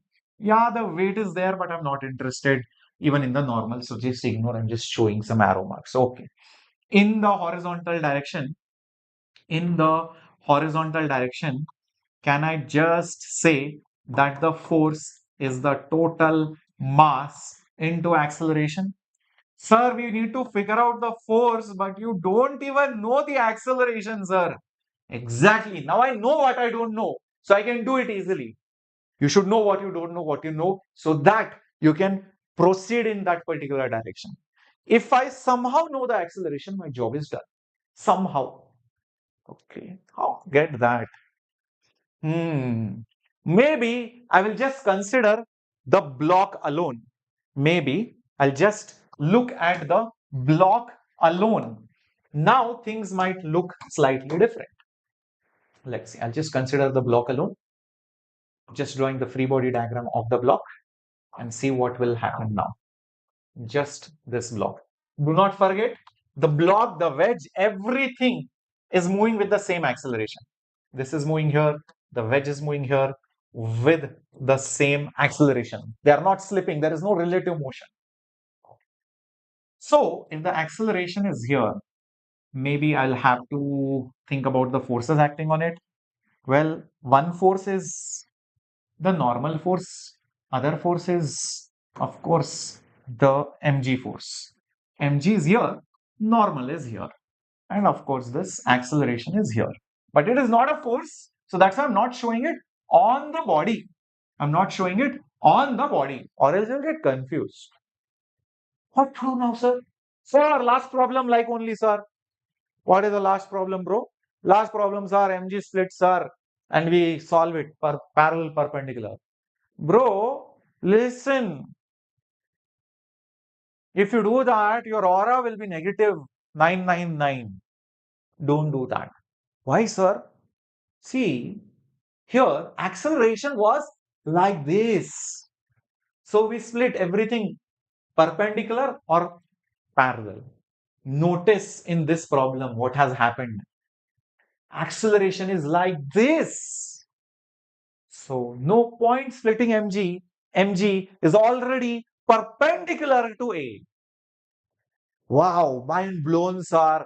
Too good, sir. I was thinking I'm going to split mg, sir. No use. Mg already perpendicular to A. No use. Got it? So we need to split whom? Wow, we need to split normal. Strange, but that's how you have to think in the exam or in the home. Or if you see a solution, you should think, oh, blah, blah, blah, some solution is given. If you just read through it, no point. Why it is being done, you need to understand. Okay, so let's get rid of normal and split it into components. One of the components is going to be here. Another component is going to be here. Okay, sir, but the angle, sir? Hey, bro, I just taught you, no. What, sir? The method of 8. Oh, yeah, sir, correct, correct, correct. What was that method? It was here. Oh, we need to draw these 8 parts and my job is done. Okay, let's go here. See, like this, like this. I think most of it is done. Now we have 8 parts. And this, this, this is theta. Okay, so if that is theta, this is also theta. Inclination, inclination. Leave this space. This angle is also theta. That's enough for me. The closer one to theta is cos. So this is n cos theta. And this is n sine theta. My job is done. Oh, perfect. So what are you going to do now, sir? In this direction, in the y direction, balanced, so n cos theta is equal to mg. In the x direction, there is only one singular force, so n sine theta is mass into acceleration. Here they were balanced, they were balancing each other. Here it was unbalanced. So that is why there was that unbalance causing the acceleration. Perfect. So what do I do? Divide x by y. It is very obvious now why I am dividing. And n will cancel. So I'm left with sine theta by cos theta. When I divide n cancel, sine by cos. So this will be ma by mg. If you want, I'll put n also, bro, so that you are not confused. M got cancelled. Perfect. I got the answer. Sine by cos is tan theta. And this is A. Bring that G from below over here. So acceleration is G tan theta. Oh, now got it, sir. Just put the value of acceleration as G tan theta. And our job is done and dusted. F is m plus mg tan theta. So if you accelerate it by G tan theta and apply this force, it's enough for the block to just sustain over there without any kind of slipping motion. It will move together. That is the answer. Is this amazing? I'm very good, Ritik. Hope you are great. Prabha, maybe around 3 classes easily. This was asked in JEE 2022. Pulley with inclined plane. Two bodies. The system is at rest. The force exerted by the inclined plane on the body of mass m1. Let's solve this. Last question on your screen and let's go full-fledged, full fire. Do not lose the motivation, my dear students. Yeah, let's go. Question is, the system is at rest. Figure out what is the force by the plane on the mass number 1. Let's draw. Whose FBD? We need the free body diagram of mass 1. Okay, sir. Fair enough. Normal force on M1 by the plane. So that means you are saying that we need this. Oh, yes. Perfect. So I will label this as N1 maybe. Okay. Or just N, whatever you want to call. Sir, there will be mass also. Yes, there will be mass downwards, but I will split it if you know why. Yeah.